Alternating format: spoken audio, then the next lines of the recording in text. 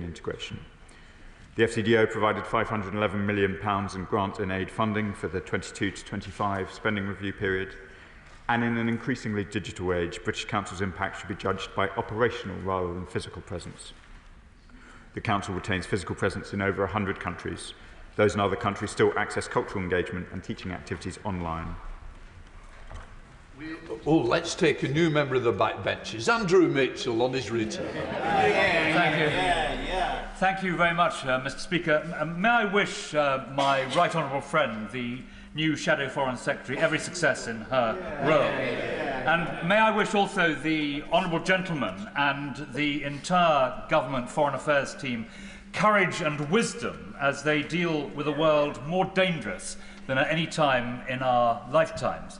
And can I remind them, when it comes to soft power and development, of the importance of the words best articulated by the former US Defence Secretary Mattis, which are these: that if you cut development spend, you have to order more ammunition. Minister. Thank you, Mr. Speaker, and let me pay tribute to the Right Honourable Friend's long commitment to these issues. I returned last week from Pakistan, where I was first deployed when he was the Secretary of State for Development, so I know well his commitment to these issues over a long period. I agree with the sentiment of the Right Honourable Member's question. The aid budget is incredibly important. It makes a significant contribution to our national security right across the world, and we continue to work hard to ensure that our aid budget is fit for purpose and doing the job it needs to do on behalf of the UK right across the world. And another new member to the front bench, Wendy Morton, Shadow Minister. Thank you, Mr. Speaker. Whether it's the findings of the election monitors in Georgia, interference in the recent elections in Moldova, the illegal invasion of Ukraine, or the chill that's been felt from the Baltics to Bucharest, Europe today is a much more contested space. This is really the moment to pin our colours to the mast and be much more active in supporting those with Euro-Atlantic aspirations. So, Mr. Speaker, I'd like to ask the Minister, how will he build on the efforts of the last government and use our considerable soft power to be much more proactive? Minister. Thank you, Mr. Speaker. We continue to engage heavily on these issues. The Foreign Secretary was in Moldova last week. We are committed to enhancing the UK's soft power after a period of decline, and that is why the Foreign Secretary will be launching the Soft Power Council with the Right Honourable Member for Wigan in the coming weeks. Clive Jones. Question number 2, Mr. Speaker. Foreign Secretary. With permission, Mr. Speaker, I will answer questions 2 and 10 together. Palestinian communities have suffered horrific violence at the hands of Israeli settlers. In October, the government sanctioned 3 outposts and 4 entities linked to violence in the West Bank. I won't speculate about future sanctions designations. That would only reduce their impact, but we continue to explore all options to take tougher action. Clive Jones. Thank you, Mr. Speaker. Settlement expansion in the occupied Palestinian territories remains as one of the biggest barriers to peace in the Middle East. In October, the Foreign Secretary said that as long as violent extremists remain unaccountable, the UK and the international community will continue to act. So will he commit today to consider sanctions against the extremist ministers Ben-Gvir and Smotrich in the Israeli government? Foreign Secretary.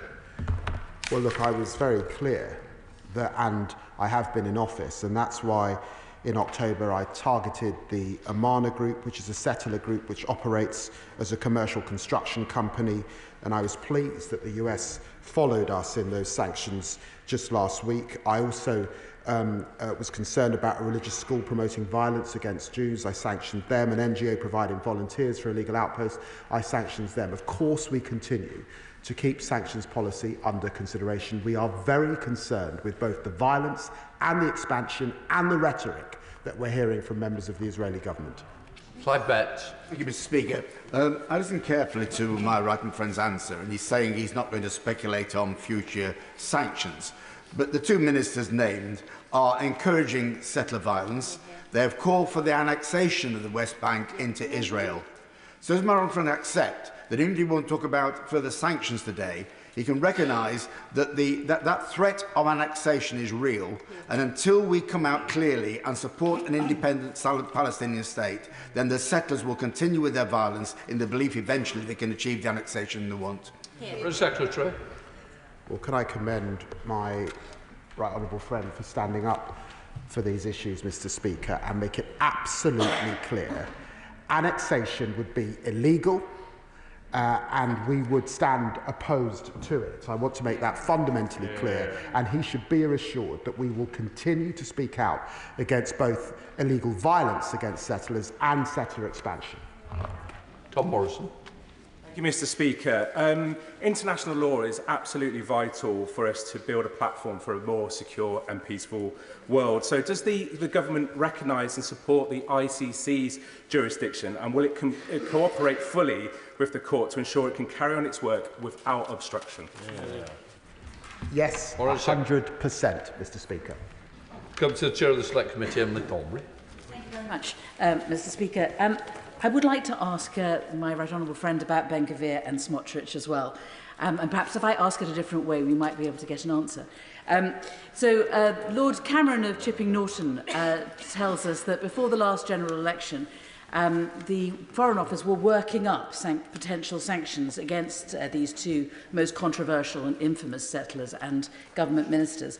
I appreciate that sanctions are kept under review. I wonder if he might be in a position to be able to tell us when a decision might be made about these two, or if a decision has already been made.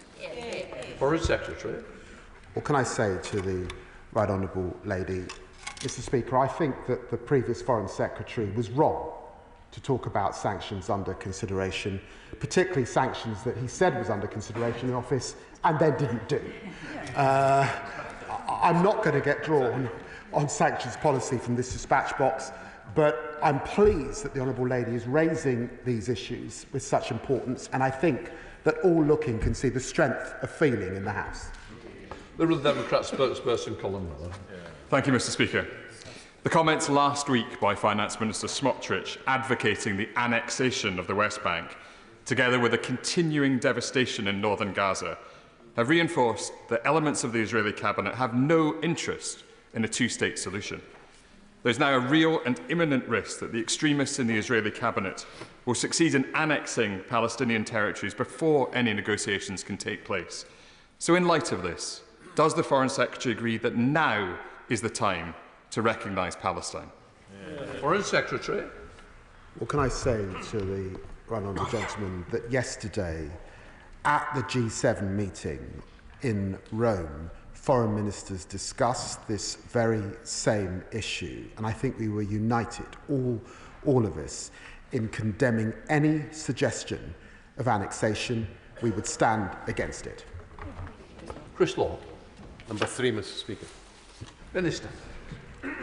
Thank you, Mr. Speaker. This government is determined to rebuild the UK's reputation on international development. We've announced a doubling of support for people hit by the humanitarian emergency in Sudan, as well as providing support for people in Gaza, Lebanon and other crisis situations. Chris Law. Mr. Speaker, the government's insistence on continuing to implement the Tories' deep and damaging cuts to the aid budget and unprecedented levels of ODA spending on in-donor refugee costs are resulting in reductions, pauses and cancellations of overseas ODA projects. I see you're shaking your head. I'm looking forward to your response. So can the Minister recognise the UK government cannot say it's back on the global stage while these Boris Johnson-inspired policies continue to cut deep into our development policy? Minister. Thank you, Mr. Speaker. Well, I can tell the honourable gentleman that our programme budget for the FCDO is actually going to be in 2025 to 2026 at its highest level in recent years. We're able to deliver that because this government is taking action on the issues that the previous government did not tackle, in particular the in-donor refugee costs that have eaten into that budget. We saw just gimmicks, we did not see action. Instead, the new government is taking action. Thank you, Mr. Speaker. The humanitarian crisis in Sudan is horrific, and it's clear that rape is being used as a weapon of war. Recent data from MSF highlights that 90% of sexual violence survivors in a hospital in Chad were abused by armed perpetrators. 50% were attacked in their homes. This is happening in 2024. So can the Foreign Secretary provide details on how the UK's recent pledges on humanitarian aid for Sudan and the region are being utilised to support survivors of sexual and gender-based violence? Minister. Thank you, Mr. Speaker. I'm very grateful to my honourable friend for raising that incredibly concerning situation, and the UK has been determined to do all that we can, particularly in relation to conflict-related sexual violence. In October 2024, it was the UK that led moves to secure the renewal of the mandate of the fact-finding mission at the UN Human Rights Council. As just mentioned, we recently doubled humanitarian aid, and the Foreign Secretary also led efforts at the UN Security Council to take action on the humanitarian emergency in Sudan. Welcoming Andrew Rossendale, the Shadow Minister. Thank you, Mr. Speaker. The government appears to be in a complete tailspin over whether it will release the costs that will fall to the British taxpayer as a result of the rush deal to give away the British Chagos Islands. Given the reported trip by the Special Envoy Jonathan Powell to Mauritius, can the Minister at least confirm today which budget these costs will come from, including whether they intend to use the aid budget, tell the House how much it will cost each year and in total, and if the British Chagossians will actually have a genuine say? But, Mr. Speaker, would it not make more sense to keep these strategically important islands under the Crown rather than the secretive deal negotiated? No deal is better than a bad deal. Thank you, Mr. Speaker. Well, my understanding is there was actually 10 rounds of negotiations under the Conservatives, that we did not see the UK reaching the agreement necessary. This is a bizarre argument, frankly, coming from the opposition.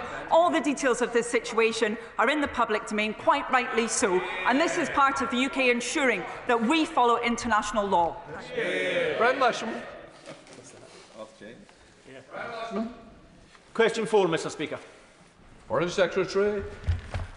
We're committed to securing consular access and release of Mr Al Fatah. We continue to raise, Mr. Speaker, Mr Al Fatah's case at the highest levels with the Egyptian government. The Prime Minister raised this with President Sisi on the 8th of August, and I last raised it with the Egyptian Foreign Minister yesterday. Brian Lasham. Thank you, Mr. Speaker, and thanks to the Foreign Secretary for his answer. Ala Abdel Fattah's mother, Leila Suif, is in the gallery with us today on the 58th day of her hunger strike in protest of the continued imprisonment of her son, a British citizen whose prison sentence in Egypt ended in September. I'm sure the Foreign Secretary feels the same as me and understands that Leila wants to know that her government is doing everything it can to bring her son home. Will the Foreign Secretary guarantee that the UK government will put a hold on any new economic or financial partnerships with Egypt unless and until British national Ala Abdel Fattah is freed? Foreign Secretary. Well, I look forward to meeting Mrs Al Fatah later on today, and I want to reassure him personally that I share his determination and resolve to see Ala reunited with his family, and their love and dedication to him, I think, is obvious to many parliamentarians who they have met and campaigned with over this last period. He will understand that with the terrible situation in Gaza, it is important that this government continues to speak to our Egyptian friends who have obviously real proximity to Gaza particularly. But I understand the strength of feeling, and that's why the Prime Minister's raised this. I have raised this on successive occasions, and we will continue to lobby. He's a dual national. We will continue to lobby on his behalf. Shrine Duncan-Smith. Well, Mr. Speaker, thank you for that. Can I, pursuant to this, and also that I fully support the call for his release, but also in the same area, in the UAE, Ryan Cornelius spent 16 years, much of it in solitary confinement, illegally held by the UAE. Can I ask, when the Secretary of State says he will pursue these things rigorously, when he went to the UAE recently, he didn't raise the case of Brian Cornelius with the UAE? Foreign Secretary. Can I reassure the right honourable gentleman, the situation of Ryan Cornelius has been raised with UAE, and officials continue to provide consular access to Mr. Cornelius and Mr. Ridgely and are in contact with their families at this time. It is a serious case. We're absolutely aware of it, and UAE know we're very concerned. John MacDonald. I can completely understand and appreciate what the Foreign Secretary has said with regard to maintaining a relationship with Egypt because of the issue in Gaza. But the reality is this family has suffered enough. And the reality is also that President Sisi will only move if there is an economic threat. And therefore, could I ask him that after he meets the family tomorrow, that he actually contacts the President's office to make it absolutely clear that our economic relationship will suffer unless this British citizen is released. Foreign Secretary. Well, he should be reassured that I spoke to the Egyptian Foreign Minister yesterday. I said to him that I was meeting Mrs. Al-Fattah today. I urged him to look at what parliamentarians are saying about this case. It's of huge concern, and I pressed him to do more. We have continued to do that with the Egyptians. It's obviously sensitive because of the situation in Gaza, but I don't think they're under any doubt how seriously this is taken by the British system, the government and this Parliament. Lyndon O'Hara. Speaker, the APPG on arbitrary detention and hostage affairs has been hearing evidence from UK nationals who are being or who have been detained, and we were privileged to hear from Allah's mother just this morning. An oft-repeated concern is that if you are a UK national and you find yourself in this awful situation, you're essentially on your own when compared to other nationals. Does the Minister recognise that depiction? And if he doesn't, what could he point to as being a unique advantage of having a British passport for someone who finds himself arbitrarily detained? Tuesday. Well, Mr. Speaker, I recognise that the honourable gentleman has got some problem with having a British passport, but I haven't got a problem with having a British passport, Mr. Speaker. I'm proud to be a citizen of this great country, and let me say that we've got some outstanding diplomats and officials in FCDO. We did recognise, of course, in opposition, that there are issues in this area. That's why we've said we'll come forward with a special representative to work with hostage families. Thank you, Mr. Speaker. Allah's friends and family, whom I have the privilege to represent as my local constituents, just want their brother, their uncle, their son home safe. Now, previously, the Foreign Secretary, who I know has worked hard on this issue, and as he says, has raised it with the Egyptians, has talked about what we could do if the Egyptians won't restore consular access. They still have not done so. So could the Foreign Secretary update us? I know this House speaks as one in standing and demanding that Allah be freed and able to come home to his family for this Christmas. But what more can he do and will he do if the Egyptians won't restore consular access to the family? Foreign Secretary. Well, look, I know that my right honourable friend has campaigned diligently on the family's behalf. She will know that the Egyptians do not accept his dual nationality.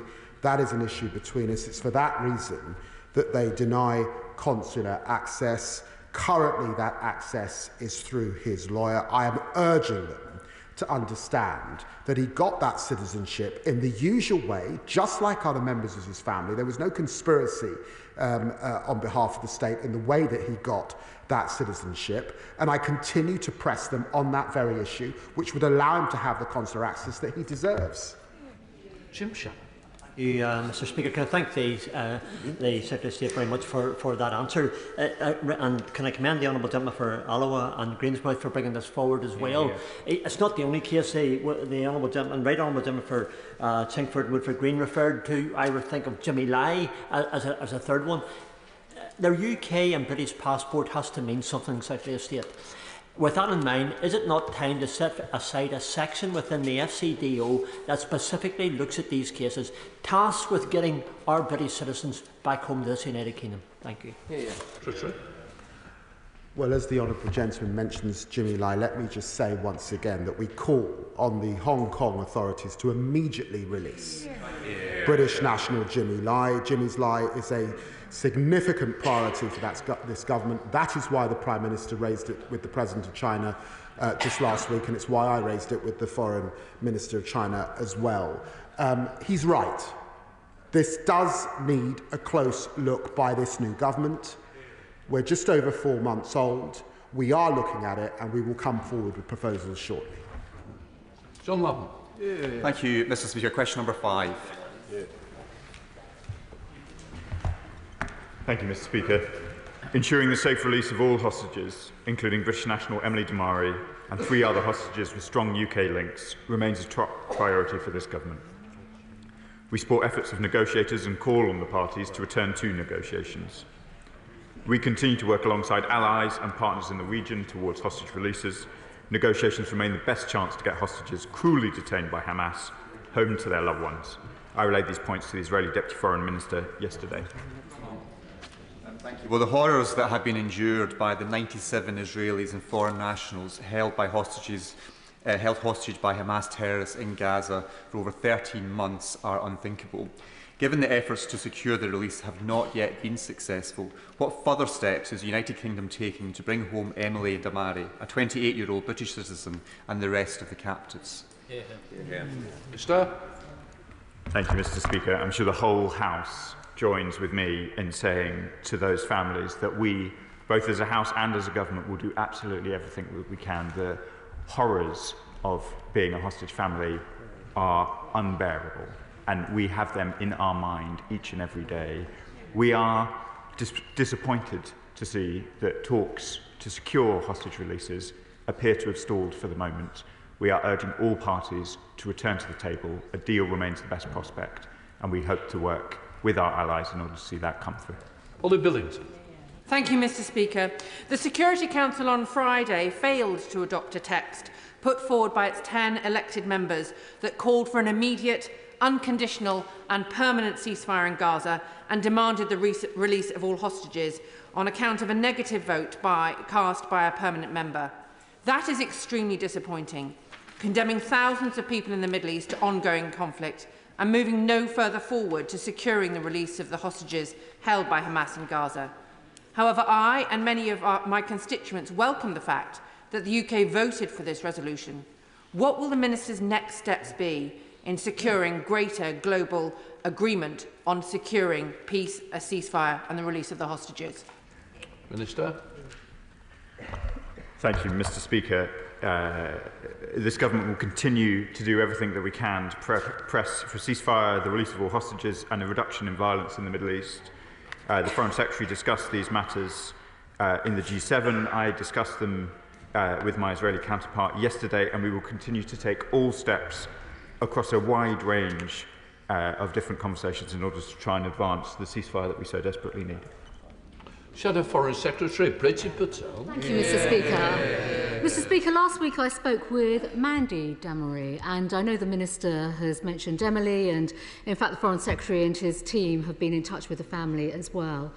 It's obvious that she and so many other hostage families are going through the most unimaginable suffering. So can the Minister, I think if I may on behalf of the Foreign Secretary, confirm as to whether any aid organisations have had any humanitarian access to these hostages? And if not, what kind of pressure is being exerted on these agencies? Because one of the clear things that we are hearing is that welfare concerns absolutely are paramount, but also these poor families are suffering such unimaginable horrors and concerns. And importantly, our aid budget needs to be spent in the right way. So can he just tell us what work is being undertaken on this? Minister. Thank you, Mr. Speaker. Regrettably, no organisation has had access to the hostages. We continue to call for access for ICRC and any other appropriate NGO in the usual way. Let us be clear, Hamas hold these hostages. They are behaving abominably, out with any international norm. They are not abiding by any convention that you could possibly think of. We will continue to press them to ensure that British nationals get the access that they require. But this is very regrettable for the whole House that we're in this position. James McCleary. Question number 6, Mr. Speaker. Minister. Thank you, Mr. Speaker. The Foreign Secretary attended the EU Foreign Affairs Council on the 14th of October, and in the margins he agreed with EU High Representative for Foreign Affairs Borrell to work towards a security partnership and committed to 6 monthly foreign policy dialogues starting in early 2025. And yesterday, Mr. Speaker, I met with EAS Secretary General Sonino to discuss some of our vital shared interests, including Ukraine, hybrid threats and the Western Balkans, alongside ministerial colleagues. Jason Cleary. I thank the Minister for his answer. President-elect Trump's confirmation of tariffs on Canada, one of the US's closest allies, raises serious concerns about the willingness to honour the US-UK special relationship. If this is the future of US relations with their closest partners, does the Minister agree that closer cooperation with the EU on defence and trade are now urgently needed, including access to the European Customs Union and a defence pact with the EU going beyond the recent agreement with Germany? Well, Mr. Speaker, I thank the honourable gentleman for his question, and we of course have a thriving trading and investment relationship with the United States, with more than 1 million British citizens working for US firms and vice versa, and we look forward to working with President-elect Trump in office, including on his policy priorities, and to improve our trading relations. Our need to work together in Europe on security issues, I think, is absolutely clear to all members of this House, whether it's the threat from Russia, the war in Ukraine, the hybrid threats, the situation in Moldova, the situation in the Western Balkans, and that's exactly what we're getting on with and doing. Phil Brittle. Mr. Speaker, I very much welcome the recent announcement of the UK-Germany bilateral defence agreement, which was signed at record-breaking pace by the new government at Trinity House last month. This will bolster closer working with Europe's largest economy on wider defence and security matters at a time of increasing Russian aggression across Europe. With this in mind, can the Minister therefore explain to the House how the Trinity House agreement fits into wider discussions with EU and NATO counterparts around defence and security? Well, I thank the honourable friend for his remarks on that important treaty work that we're doing. I know he takes a keen interest in matters relating to UK-German relations. We continue to engage with German colleagues from across the spectrum. We're keen to get this treaty agreed as soon as possible. And for me, this very naturally fits with both our NATO membership and that new enhanced dialogue that we have with the EU on security and defence matters. Stephen Little. Number 7, please, Mr. Speaker. Minister. Thank you, Mr. Speaker. With permission, I'll answer questions 7 and 9 together. The humanitarian situation in Gaza is catastrophic. The UK's recent vote for the UN Security Council resolution on Gaza has already been mentioned. It called for a huge scale-up in aid across Gaza. We need that aid access, and restrictions on aid are unacceptable. Stephen. Thank you, Mr. Speaker. The International Development Committee recently heard testimony from Nazem Mahmoud, a surgeon recently returned from the Nasser hospital in Gaza, describing Israeli drones picking off injured children after bombings. His account echoed an October New York Times report which cited 44 doctors, nurses and paramedics who witnessed numerous cases of prepubescent children shot in the head or chest during the ongoing conflict in Gaza. What steps is the government taking to prevent a genocide in Gaza? Thank you, Mr. Speaker. We've heard a number of deeply concerning reports about developments in Gaza. I know that has also been the case for the Select Committee, as mentioned. The UK government's position could not be clearer. International law, including international humanitarian law, must be held to, and that particularly, of course, also covers the operations of healthcare workers. We pay tribute to them operating in such difficult circumstances. David Smith. Thank you, Mr. Speaker. As we've been hearing, the situation in Gaza, especially northern Gaza, is dire, with the UN anticipating that up to 60,000 children under the age of 5 this year could be facing acute malnutrition. At the same time, when the trucks entering Gaza have reduced by 63% since October 23. Now, I welcome the leading role that the government is taking in providing vital humanitarian aid for Gaza, but does the Minister agree with me that the ongoing Israeli restrictions on the flow of essential aid are completely unacceptable and should be lifted immediately? Minister. Yes, Mr. Speaker, and we're seeing a very disturbing impact from those restrictions. We've seen it in the famine assessment, in the levels of malnutrition and ill health now prevalent in Gaza. Winter, of course, is now upon us, making that situation even worse. Those restrictions on aid are unacceptable. They must be lifted immediately.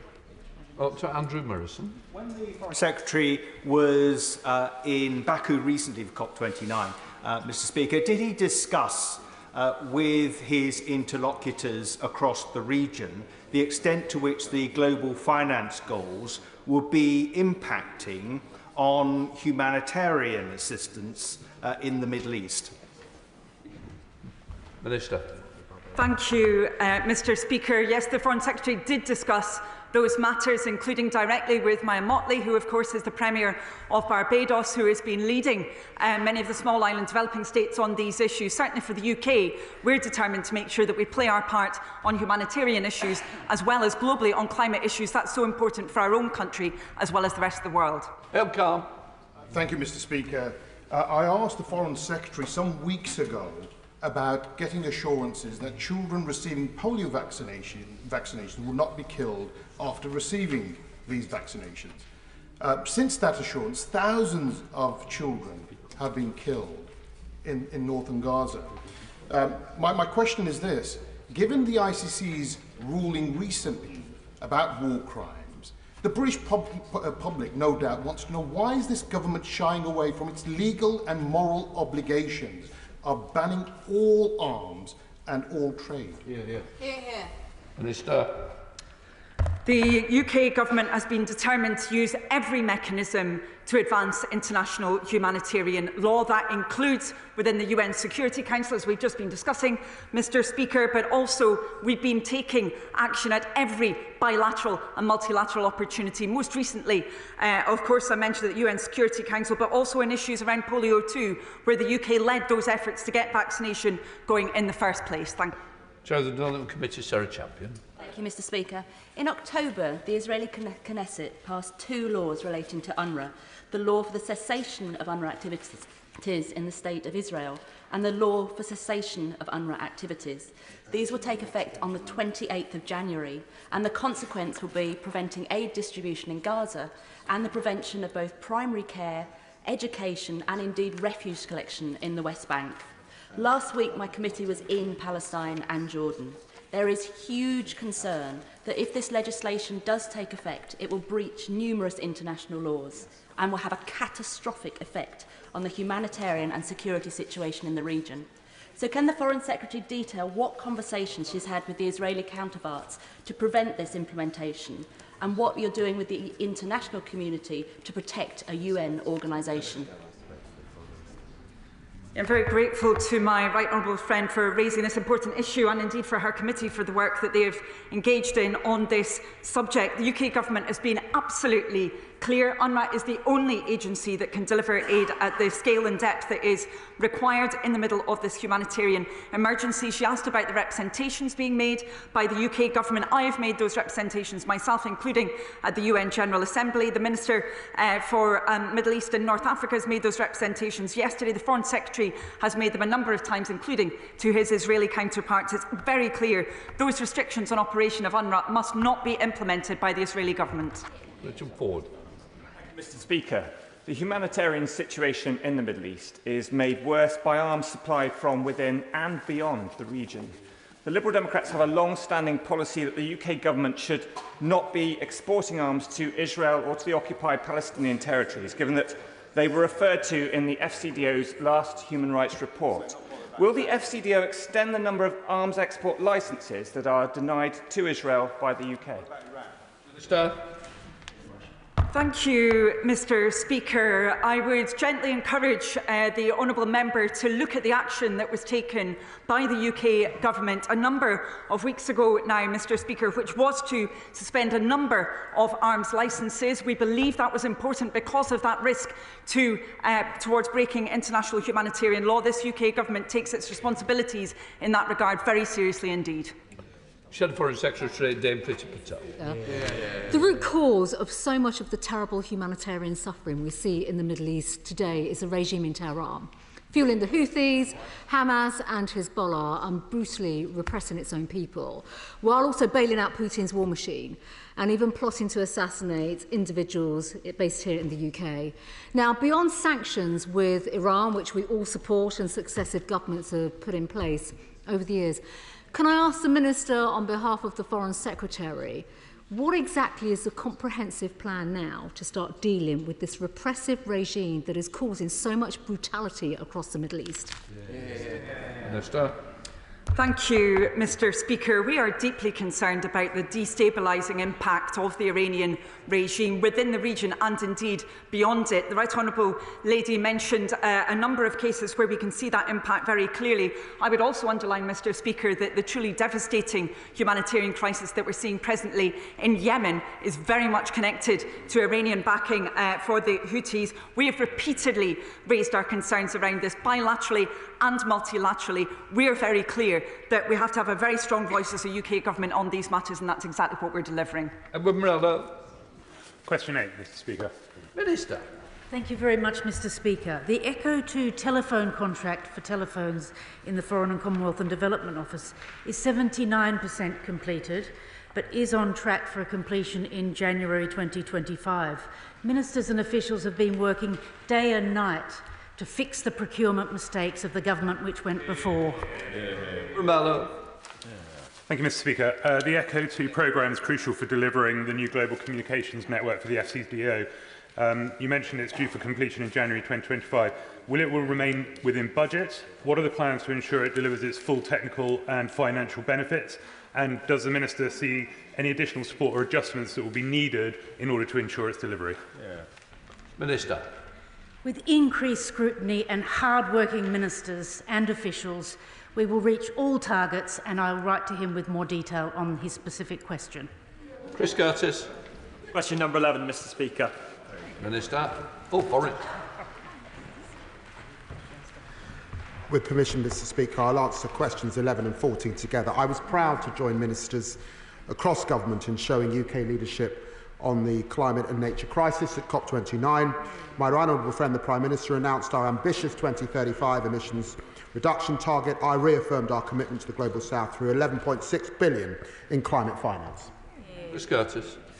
Thank you. At COP29, under a Labour government, the UK reclaimed its position as a global leader on climate action. We recognise now that our security and prosperity hinge on addressing this crisis. Would my right honourable friend join me in welcoming the progress made on climate finance, whilst acknowledging that there is much more to do to keep us on track with that roadmap and to keep 1.5 degrees alive? Foreign Secretary. Well, can I thank my honourable friend for his question? I do think it was important that our Prime Minister was the only G7 Prime Minister to attend COP, and he will recall that last year the Prime Minister at the time did not attend. It's hugely important that we reach the £300 billion for climate finance. It will help the Global South get there on clean energy, and of course we hope that our Global Clean Energy Power Alliance will be able to work with them, and they've got the money now to do it. Laura Coates-Smith. Thank you, Mr Speaker. The world's forests are the lungs of the earth, but we are losing them at an alarming rate. An area the size of Azerbaijan, where COP29 was hosted, is being destroyed every year. Can the Foreign Secretary explain what the government is doing to preserve the world's forests and to support those who protect them? I was very pleased to speak at COP on the issue of forests and to join inspirational Indigenous leaders on that subject, and it's why we found £3 billion for nature, of which £1.5 billion is dedicated to work on forests. Number 12, Mr Speaker. Minister. Mr Speaker, ahead of the elections on 11th of October, I expressed my concerns directly to Foreign Minister Darchashvili regarding pressure on civil society and stigmatisation of minorities ahead of the parliamentary elections. And following the elections, I publicly expressed support for the OSCE's preliminary findings in relation to the election, and I called on the Georgian authorities to investigate all irregularities and reverse their declining commitment to an inclusive and open democracy. Thank you, Mr Speaker. I thank the Minister for his actions on this. I draw the House's attention to my register of interest in the work I've done in the past with democratic activists in Georgia. Those activists are terrified that Georgia is now a turning point. So I wonder if the Minister will join me in calling for new elections under international oversight, an end to the attacks on civil society groups, especially the heroic LGBT groups who are under attack there. And if those things don't take place, whether the government will keep open the option of sanctions on those individuals who are responsible for the democratic backsliding in Georgia. Well, Mr. Speaker, I recognise my honourable friend's long-standing interest in this issue and his strong views on it. Let me be clear that on the 28th of October, His Majesty's Ambassador to Georgia called on the Central Election Commission to transparently investigate all alleged instances of election fraud. And following the session of the new Parliament meeting, the Embassy again reiterated our concerns about election violations and the need for independent investigation. He is absolutely right. The right to peaceful protest and free civil society is a key attribute of any modern European democracy and must be respected, and we will continue to make this clear. Thank you, Mr. Speaker. May I first of all pay tribute to the honourable member for East Renfrewshire, whose focus on Georgia has been incredibly important, not just to the free elections in Georgia, but actually to the spread of Putin's evil influence across Europe. May I ask the Minister what actions he's taking to push back on Russia's influence in the region and actually push back into Russia itself, using the budget he has on the BBC World Service to broadcast in subnational languages inside Russia so that the people of Russia know what is being done in their name and they can understand what Putin is doing to them. Minister. Well, the right honourable gentleman, Mr. Speaker, is absolutely right to point to the important work the BBC World Service does in this area, particularly its language services. And I've met their fantastic staff in the past who do this important work. It's important that people have access to free, accurate and impartial information, including in their own languages. But we've been clear about the extent of Russian interference in Georgia for a long time. We're clear about their interference across Europe and in democracies. That's why we're working so closely with NATO and indeed EU partners on this very issue. Gerald Mayo. Number 13, sir. Minister. The United States is an indispensable ally, and I'm committed to the depth and breadth of the UK-US relationship. The Prime Minister and I met with President-elect Trump in September for dinner. It was a good opportunity to get to know each other, and of course we continue to work with the current administration. I was with Tony Blinken just yesterday. Mr. Speaker, defence spending is a key aspect of our relationship with the United States. So will the Foreign Secretary be able to tell our American allies the date on which we're going to increase defence spending to 2.5%? And if he cannot, what influence will we have on European allies to increase their defence spending? Foreign Secretary. The honourable gentleman's right to raise the issue of defence spending. It's been raised by US Presidents since Eisenhower. And he's right that when Donald Trump came to power, there were just 4 European countries spending above 2%. When we left government, it was 2.5%. We're sad that it dropped, and we're determined to get it back to 2.5% of GDP. Let's come to topicals with Richard. Topical number 1, Mr. Speaker. Secretary. In the past month, growth was at the heart of my visit to Africa. We agreed work on a new global plan in South Africa and a new strategic partnership with Nigeria. During our UN Security Council presidency, we've shown support for Ukraine 1,000 days into the war and pressed for a lasting peace in the Middle East, and I condemned Russia's shameful veto of a resolution on Sudan. Finally, throughout COP, we've been restoring British leadership on climate. Richard Holden. Thank you very much indeed, Mr. Speaker. Since coming to office, this government has suspended arms export licences to Israel, rolled over on the ICC with nothing new against Hamas terrorists, poured cash into UNRWA despite concerns over Hamas double-hatting a significant number of the UNRWA staff. Many of these have been published in Arabic on the UK government's website, Mr. Speaker. So I've got a couple of questions. Who decides what should be published in Arabic? Why are they being published in Arabic? And as they relate to Israel, why is nothing being published in Hebrew? Foreign Secretary. The art of diplomacy is speaking to foreign leaders, foreign nations, as best we can in the UK national interest. Sometimes that does involve foreign languages. That's why, for example, we support the BBC World Service. It was a slightly bizarre question. Sean Davis. Thank you, Mr. Speaker. We can all agree that ending human trafficking across the English Channel requires a coordinated approach with all the countries that people are being trafficked from. Can the Foreign Secretary or one of the ministers assure the House that the French government shares our commitment to smashing the gangs and ending these crossings? Secretary. Well, my honourable friend will be pleased, Mr. Speaker, that I met with the French Foreign Minister just last week in London and discussed these issues, and we agreed to coordinate to better. And of course, the Home Secretary is working very closely with the new Interior Minister of France. Foreign Secretary, James Patel. Thank you, Mr. Speaker. Mr. Speaker, the relationship the government is building with China appears to be all give and no take. So in order to convince the House this is a different situation, can the Foreign Secretary state, since his recent visits to China and his future visits to China, what has been achieved with regard to advancing Britain's interests on security, economic practices and on human rights?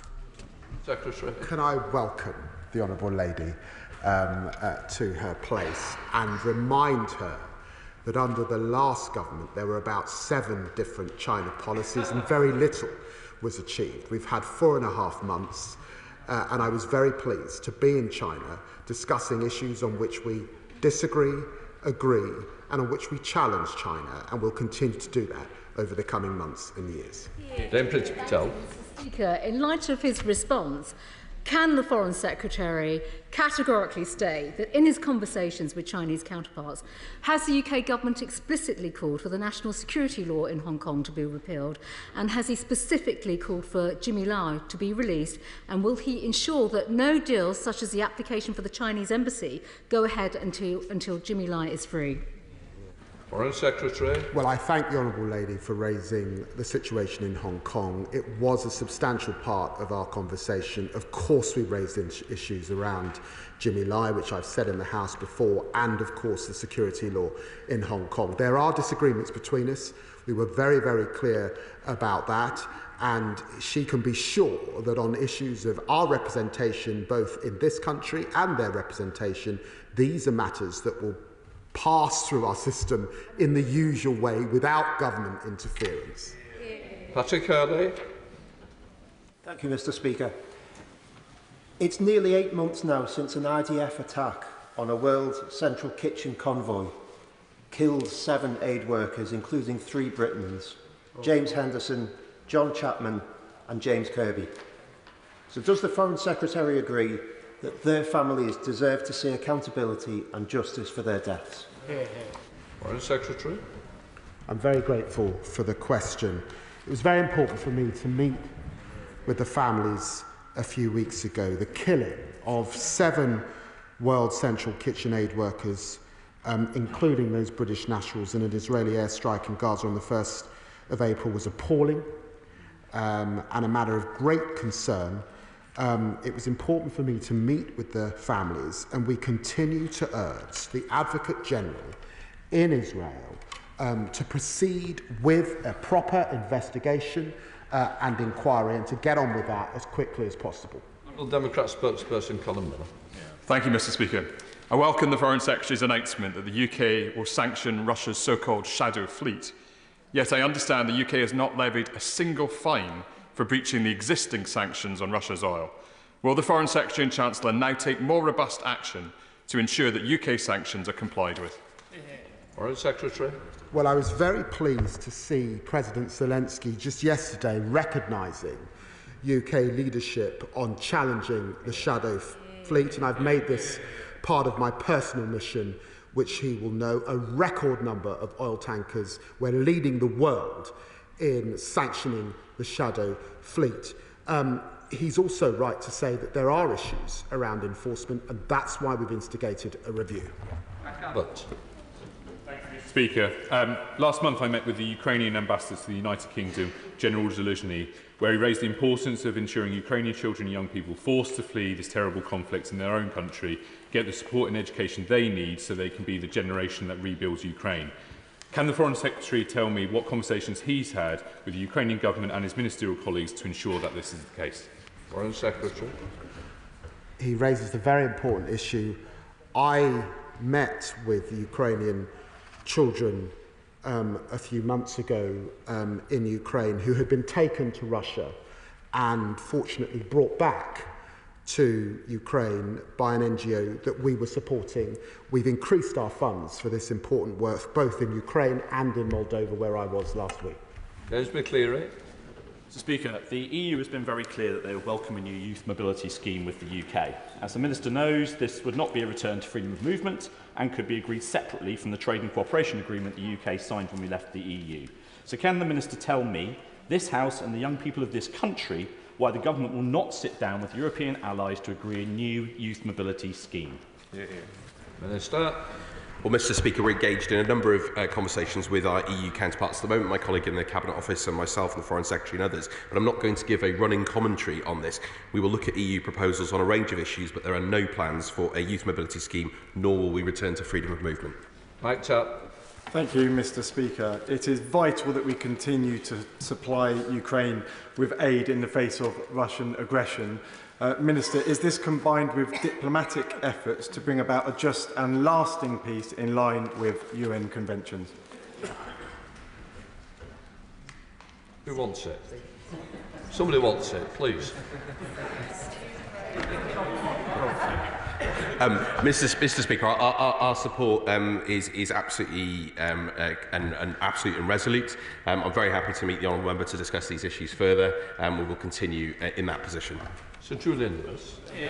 Will the Foreign Secretary take every opportunity to impress on the incoming President the vital importance of the Article 5 guarantee, whereby the United States would come to the aid of any NATO country which was attacked?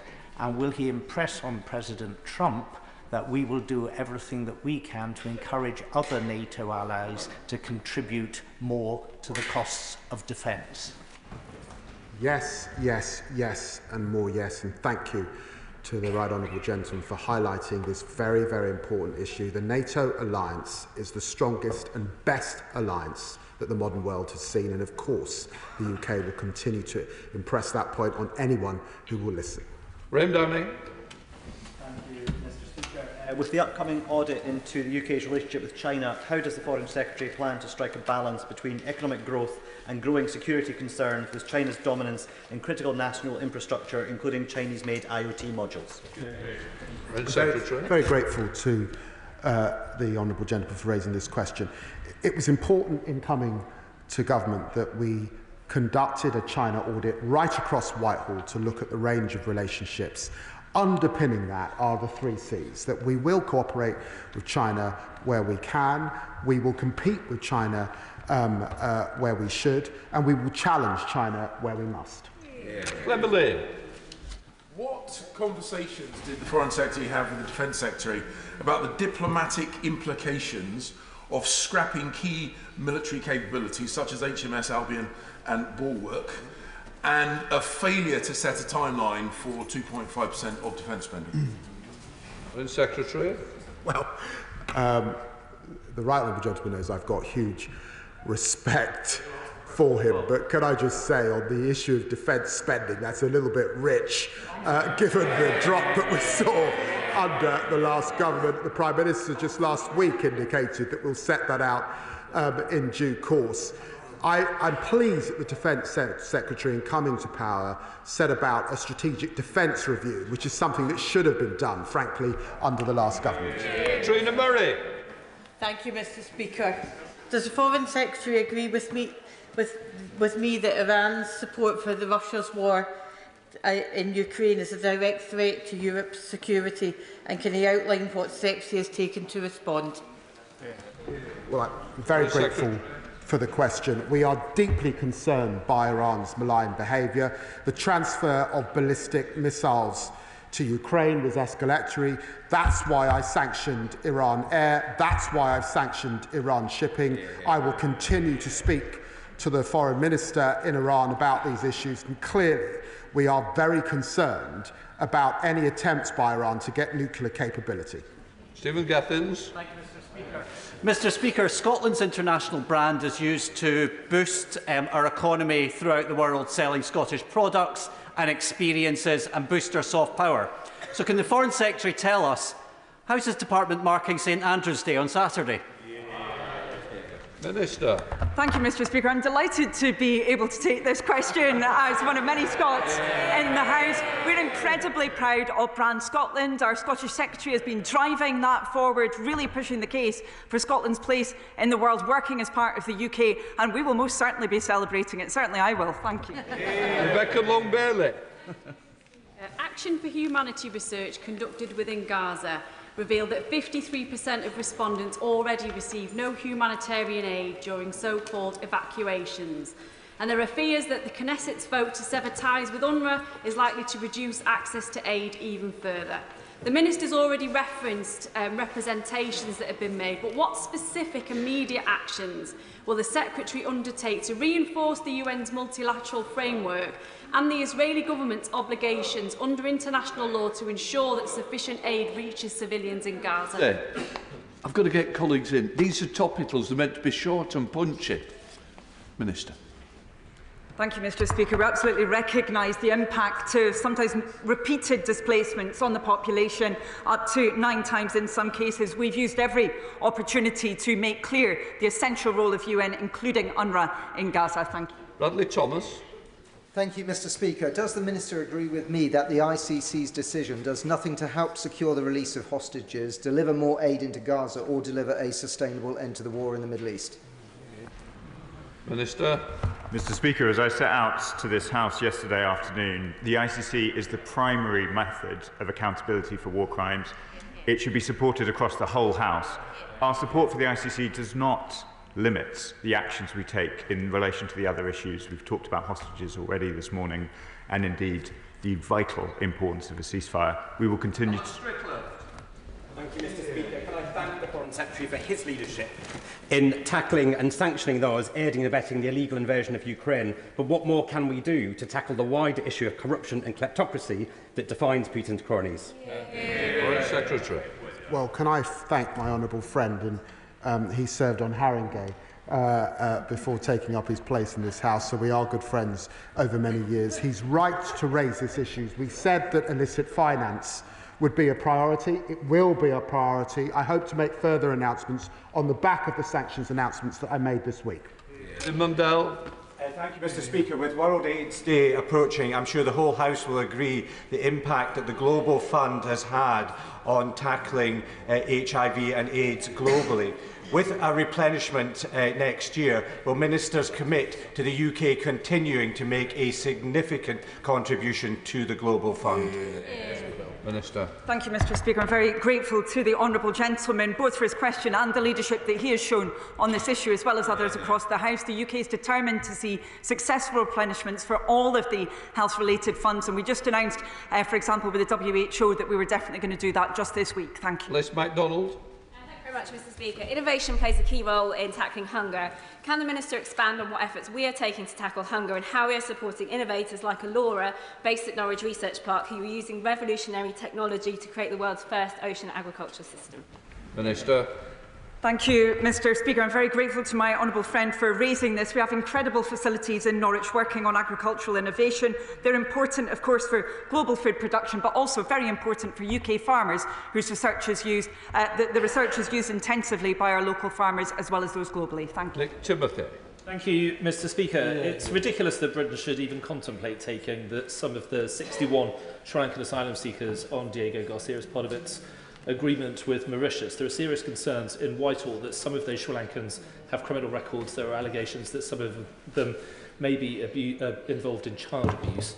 I've raised this with the Home Office to no avail. Can ministers in the Foreign Office make sure that all records are checked in Sri Lanka and in Diego Garcia and make sure that no such criminals or abusers are allowed to Britain? Well, thank you, Mr. Speaker. The government inherited a situation involving Tamil migrants from India and Sri Lanka who arrived there. We're delivering a solution that protects migrants' welfare but avoids opening a new dangerous migration route, and very much the concerns he raised in relation to safeguarding and any other issues are absolutely at the heart of that and are being dealt with by Home Office and other ministerial colleagues. Tracy Gilbert. Thank you, Mr. Speaker. My right honourable friend will share my concern at the increasing number of women being given death sentences by the Iranian authorities. What urgent representations will my right honourable friend make to the Iranian government to overturn these death sentences and ensure women receive a fair trial? Minister. Mr. Speaker, I can assure my honourable friend that Her Majesty's Ambassador to Iran will continue to raise this appalling issue directly with Iranian officials in Tehran. Furthermore, the UK was instrumental in the delivery of the Iran Human Rights Resolution, which was adopted last week at the UN Third Committee, which called on Iran to establish a moratorium on executions and to end reprisals against women human rights defenders. Africa. Thank you, Mr. Speaker. The government has indicated that it would arrest the democratically elected Prime Minister of Israel. Doing so would be a contradiction of an Act of Parliament and a breach of state and diplomatic immunity. Can the Foreign Secretary tell the House whether he believes compliance with the ICC decision is setting a precedent for future decisions of a similar nature, and is he not concerned that he is contradicting international norms? Minister. Mr. Speaker, we dealt with this question at some exhaustive length yesterday, so let me repeat the answer. The Shadow Attorney General has written on the question, Mr. Speaker, of which elements of international law are most properly followed in this case, and the Attorney General has set out to respond, though we would suspect that this would be a case that would go to the courts in the usual way. My constituent, the British citizen Jimmy Lai, is in failing health now. And can I thank the Foreign Secretary for his work and all of the work of his department in upholding his rights under international law? Can the Foreign Secretary share with us his assessment of the scale of international support for the release of Jimmy Lai? Foreign Secretary. Massive is probably the word that I would put. In America, it's being raised right across the European Union. It's being raised, and of course, we are raising it. His trial has begun. He's now well into his 70s, and that's why I made the case to the Chinese that he should be released. This is becoming cruel and unusual punishment, frankly. Senator Alencar. Thank you very much, Mr. Speaker. The International Criminal Court have confirmed what we have all known for months, that the Israeli government, under the leadership of Benjamin Netanyahu, has unleashed a concerted campaign of crimes against humanity on innocent Palestinian civilians. This is no longer a question of which side you are on, of who is right and wrong. It is cold, hard legal facts, and we cannot allow it. Can the Secretary of State assure us that the government is considering appropriate action against Netanyahu and Gallant to properly hold them to account? Minister, too long. Thank you, Mr. Speaker. Thank you, Mr. Speaker. I can assure my honourable friend that the UK government intends to stand by its international obligations in relation to the ICC and in relation to many other things as well. Jim Bergen. Thank you, Mr. Speaker. After the issuing of the arrest warrants against Israeli Prime Minister Netanyahu, can the Foreign Secretary confirm when will the government impose the scale of sanctions on Israel, not just individuals, that the government rightly imposed on Russia after the ICC arrest warrant against Putin? Because a war crime is a war crime, and arrest warrants and arrest warrants, all lives are equal. We must ensure there can be no accusations of double standards. Minister. Mr. Speaker, I hope it has been clear since we became the government in July how important questions of international law are to us, how soberly we treat these issues, and how we ensure that in all matters, including in relation to the ICC cases that my honourable friend describes, that we follow due process, and that is what we intend to do in relation to the ICC. Final question, Kim Johnson. Thank you, Mr. Speaker. The civil war in Sudan is estimated to have killed around 150,000 people and displaced 14 million. UNICEF and the UN World Food Programme say that unless efforts are stepped up, more than 700,000 children are projected to suffer acute malnutrition. So can the Minister tell us what steps the UK is taking as the UN penholder to end this malnutrition and support the Sudanese? Minister. Absolutely. Thank you, Mr. Speaker. I'm grateful to my honourable friend for raising this. Very recently, the Foreign Secretary co-led a resolution on the protection of civilians in Sudan. Unfortunately, despite 14 votes in favour, Russia vetoed that resolution. We will continue to push on these issues, and we have doubled our aid to Sudan because of the dreadful crisis there. Thank you. Completes question. Point of order, Stephen Gettin. Thank you for granting this point of order, Mr. Speaker. Mr. Speaker, earlier on, my honourable friend, the member for Argyll and Butes, raised a very serious case of the detention of Alaa Abd al-Fattah, whose family are with us in the chamber today. When he raised the case of this British passport holder, the Foreign Secretary told the member that he has a problem with having a British passport. Now, there are members in this House who have got very different views about the constitutional future of this country, be they from Scotland, Ireland or Wales. But will, Mr. Speaker, you reassure me and my colleagues that regardless of our views about the future, everybody who holds a British passport has the right to be stuck up for by their Member of Parliament? I don't know whether the Foreign Secretary wants to just answer quickly. Well, I confirm, of course, everybody with a British passport has the right to representation. I would hope that we're the kind of country that supports all sorts of people in trouble, whatever their background, who are in our country. Right, let us move on. Let the front benches change over.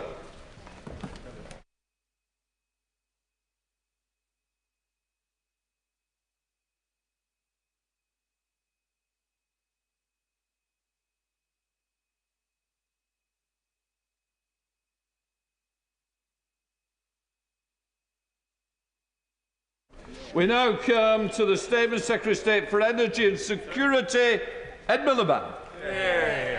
Thank you, Mr. Speaker. Can I start by taking this opportunity to extend my sympathy to all those affected by Storm Bert? It has been a devastating event for people in different parts of our country, particularly in Wales, and my heart goes out to the families of those who have lost their lives and all those whose lives have been disrupted. I also, with your permission, Mr. Speaker, want to take this opportunity to pay tribute to Lord Prescott. He was a fighter for social justice. He was a champion of the environment. He rightfully has global recognition for his role in negotiating the Kyoto Protocol, and he showed how politics can change lives for the better. I send my deepest condolences to Pauline and his family. Mr. Speaker, with permission, I would like to make a statement about COP29. The UK attended COP29 to fight for our national interest, speeding up the clean energy transition in the interest of jobs, energy security and economic growth, and tackling the climate crisis for today's and future generations. In Baku, our message was clear. Britain is back in the business of global climate leadership. Because we know the impacts of the climate crisis know no borders. We've already seen the extreme impacts we can face here in Britain, and we know that if we do not act, these impacts will get much, much worse. That's why, as the Prime Minister said at COP29, there is no national security without climate security. And indeed, Mr. Speaker, it is precisely because Britain represents only around 1% of annual global emissions that we have to work with others to ensure the remaining 99% of emissions are addressed to protect the British people. Now, the focus of this COP was on finance for developing countries, because the reality is that unless we persuade developing countries to go down the clean energy development path, we cannot hope to reduce emissions and prevent climate disaster. These countries face the triple challenges of needing to invest in the clean energy transition, coping with the costs of climate vulnerability, and needing to develop to take their populations out of poverty. At the same time, developed countries, including Britain, face extreme pressure on our public finances. The COP talks are always complex, but these circumstances made this set of talks particularly so. And I want to put on record my thanks to our outstanding team of civil servants who supported me at COP. I was repeatedly struck by the enormous respect they have from so many countries around the world. The UK's negotiating team was led by Alison Campbell, who is leaving to go to work with the UN Secretary-General. And I want to put on record my special thanks to her in helping us to reach an agreement. The agreement reached is to provide and mobilise at least $300 billion of climate finance by 2035 for developing countries. Much of this will come from the multilateral development banks like the World Bank, who have stepped up to set a target to substantially increase the climate finance they provide. Importantly, for the first time, the agreement reflects a new global landscape where traditional donors will be joined by big emitters like China to help finance the transition. This is fair and it is right. The UK will decide what our own contribution will be in the context of our own spending review and fiscal situation, and it will come, of course, from within the UK aid budget. I can inform the House that if delivered with the same impact as UK climate finance, the $300 billion deal could lead to emissions reductions which are the equivalent to more than 15 times the UK's annual emissions, as well as helping to protect up to 1 billion people in developing countries from the effects of floods, heat waves and droughts. And crucially, this agreement will accelerate the global clean energy transition, which offers the prospect of export and economic opportunities here in Britain. So let nobody be in any doubt, Mr. Speaker, this agreement is absolutely in our national interest. Now, in other aspects, the talks were more disappointing. At COP28, the world made a historic agreement to transition away from fossil fuels. That agreement stands, but we did not reach agreement this year on how to take this commitment forward. Not because the text put forward was too ambitious, but because it wasn't ambitious enough. In particular, many developing countries, including the small island states, felt the text put forward was just inadequate to the scale of the climate emergency. Developed countries, including Britain, agreed with this view. And, Mr. Speaker, this offers an important lesson. Under this government, Britain is part of a global coalition for ambitious climate action that spans global north and global south, the global centre ground of climate politics. And we will now seek to build on the agreement at COP30 next year in Brazil.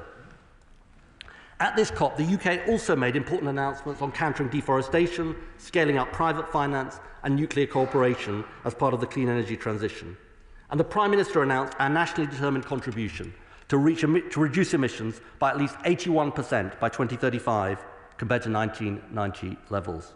This follows the advice we received from the Independent Climate Change Committee.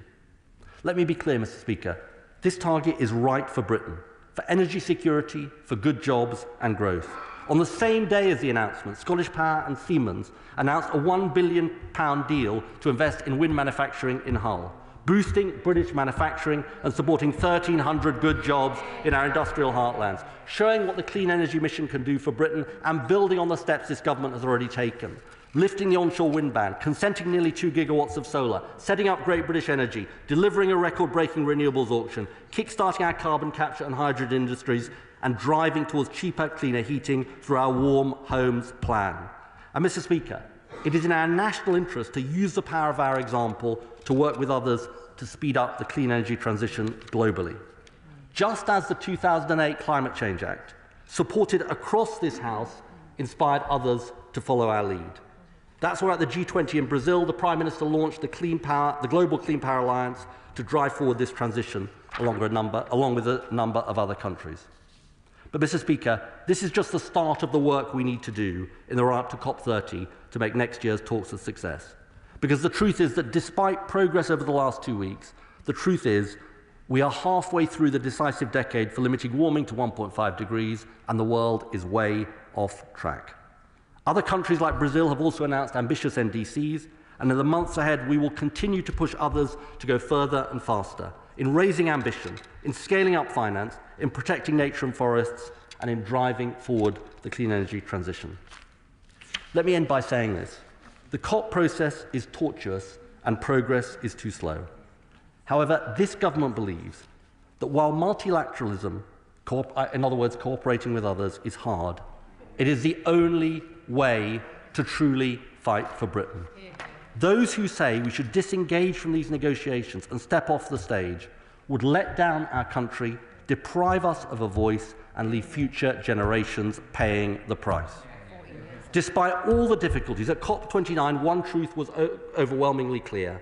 The global transition away from fossil fuels and towards clean energy is happening, and it is unstoppable. Unstoppable because clean energy is the route to energy security.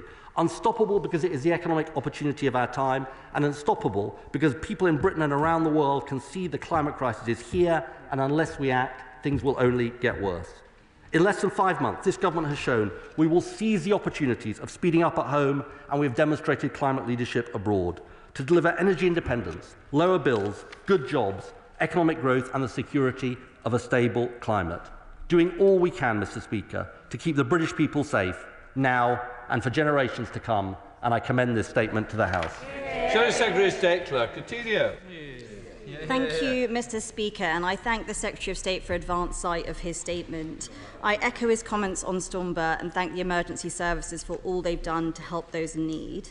And I also want to start by passing on my personal condolences to the Right Honourable Gentleman on the passing of John Prescott. I know he wanted him to lead the Paris Accords in 2015, having admired his work in Kyoto. And I believe he described John as someone who could bash heads together at the time. So I hope, as the Secretary of State's opposite number, I can achieve some of that head bashing that he so clearly valued in John. So, Mr. Speaker, in that vein, the Secretary of State has talked a lot about regaining global leadership, but I fear that he's stuck in 2009.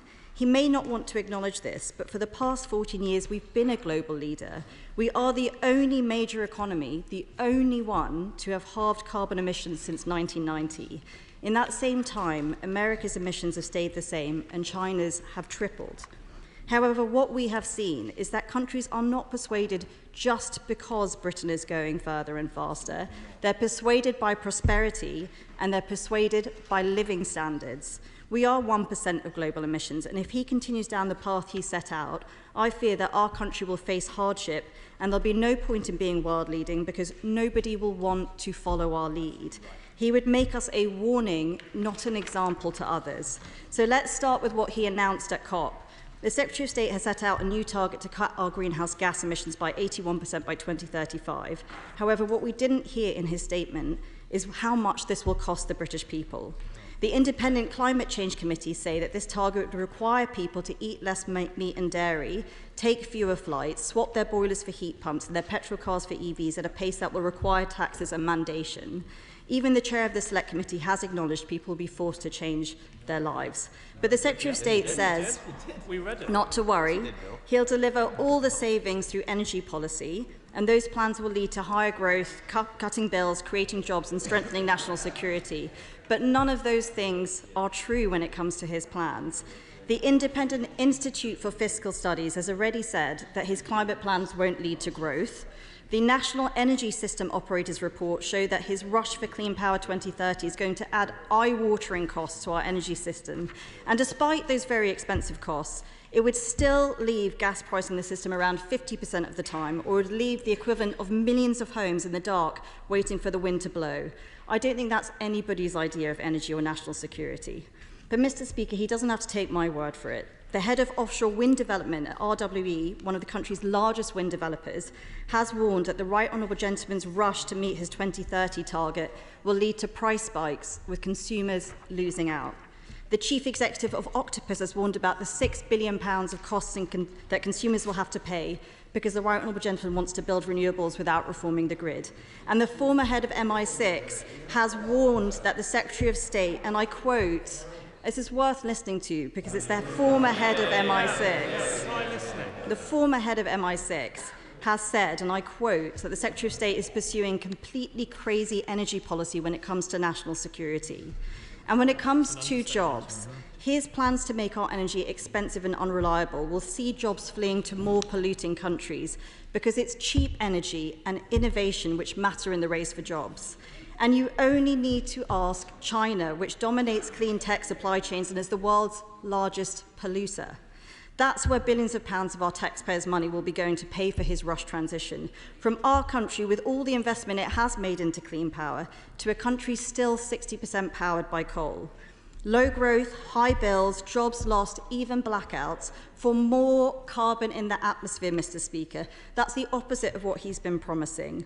And in Baku, while he was signing us up to these targets without talking about what they will do for life for British people, he was also signing away billions of pounds of taxpayers' money. He signed us up to a $300 billion annual climate finance target, and I'm afraid it's not credible to say that taxpayers won't have to pay more, and they deserve to know by how much. So can he tell us today what that new target will mean for British taxpayers? And I think, considering the increase in the target, the public will rightly question why countries like Russia, and particularly China, now the world's largest polluter and second largest by historical standards, will not be obliged to pay a penny. I think he tried to insist that they would, but it's very clear that they will not be obliged at all to pay in.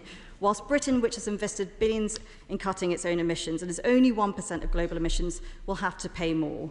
Well, he also set out an assessment on the increased reliance on coal-powered Chinese imports for his 2030 zero-carbon plans and what that means for global emissions. Mr. Speaker, the Secretary of State is not being honest with the British public. He promised them £300 of their energy bills by 2030, but just weeks ago he whipped his Labour MPs to vote that pledge down. He took away the winter fuel payment despite promising the elderly would be looked after under his energy policy. And he's now saying he can achieve higher climate targets in a way that's zero cost to the public. This is not a recipe for climate leadership, Mr. Speaker. It's a recipe for higher bills and lost jobs, and it will be a disaster for the British public. Can I just say, just to remind front benches, is 5 minutes. Okay. Secretary of State. Oh dear, oh dear. Okay, let me deal with her questions such as they are, Mr. Speaker. Let's start with our nationally determined contribution announced at COP. It's so interesting that she now opposes this.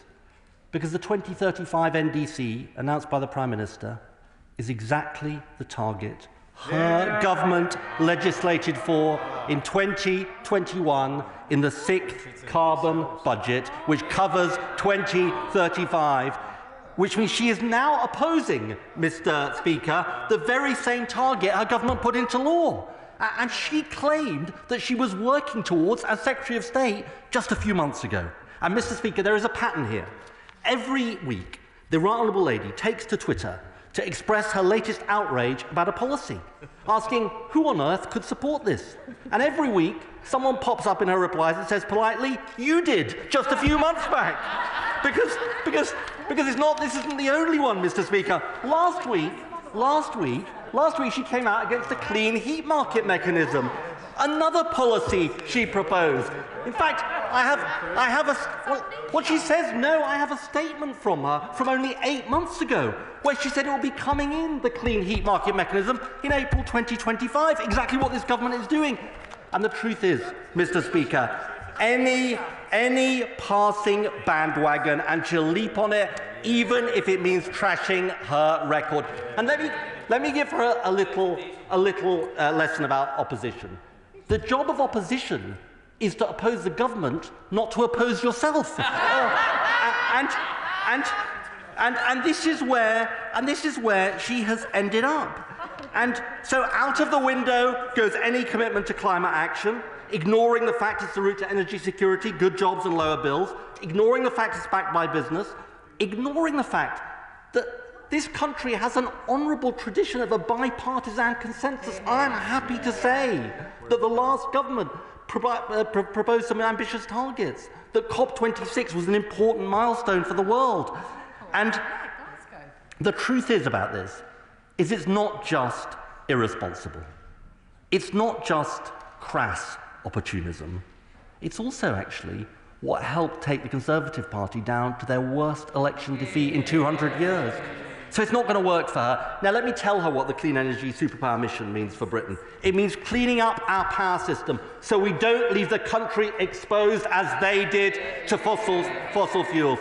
It means new jobs in carbon capture and storage as we decarbonise industry and reindustrialise.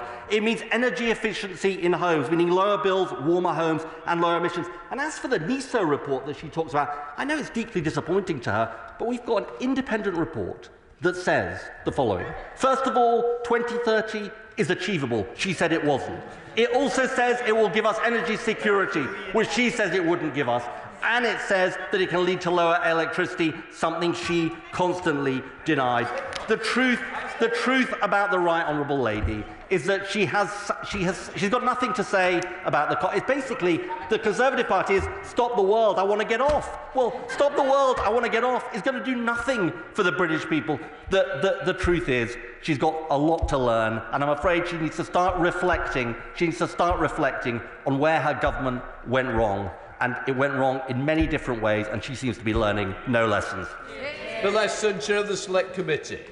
Thank you very much. Mr. Speaker, can I just say very gently say to the Shadow Secretary of State, she really shouldn't believe dodgy headlines in the Daily Telegraph. In fact, I don't know if there are headlines in the Daily Telegraph that are ever not dodgy based on what she was quoting there. But more importantly, can I congratulate the Prime Minister on his leadership at COP? And can I congratulate the Secretary of State on leading the negotiations, not least in delivering the £300 billion of climate finance for developing countries.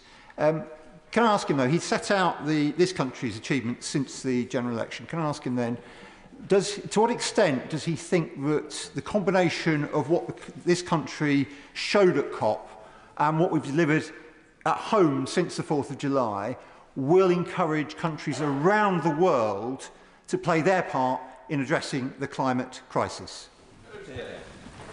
My honourable friend asked a really important question. I think there are two truths that you take out of COP, which is one, that the transition is unstoppable, and secondly, that it is not going fast enough. But it is such a difference than it was a decade ago. And my honourable friend who was there with me, I think, is nodding in agreement, because every country knows that the climate crisis is happening and affecting them. And the testimony you hear, it's like the testimony we could provide about what people are seeing. So they know that they have to act. Every country faces constraints in acting, but they also know, and this is the big change from a decade ago, that it is massively in their economic interest, that there is a race on for the good jobs of the future, and the clean energy transition can provide them. Liberal Democrat spokesperson Ross Savage. Thank you, Mr. Speaker. COP29 has concluded with a deal that, while welcome, leaves much to be desired. I must stress that we need bolder, more decisive action if we're to face the greatest challenge of our time, the climate crisis. I know that the Right Honourable Gentleman's heart is in the right place and has been for many years. We first met in the run-up to the COP15 in 2009, and I would like to express my thanks to him for his staunch leadership in the intervening years. I would also like to express Lib Dem's support for a brave programme of action going forward and our willingness to work with his department to help the UK step up and seize this opportunity for climate leadership. While we welcome the Prime Minister's commitment to ambitious emissions targets for 2035, commitments alone are not enough. Immediate action is needed to insulate homes, reduce energy costs, and ensure that no one has to choose between heating and eating. The delay to Labour's Warm Homes Plan until spring 2025 is unacceptable when millions, including 1.2 million pensioners, face a cold and unaffordable winter due to the cut in the winter fuel allowance. In my constituency of the South Cotswolds and all across the UK, we've seen firsthand the devastating effects of climate change, and never more so than over the last few days, with floods and storms becoming more frequent and more severe.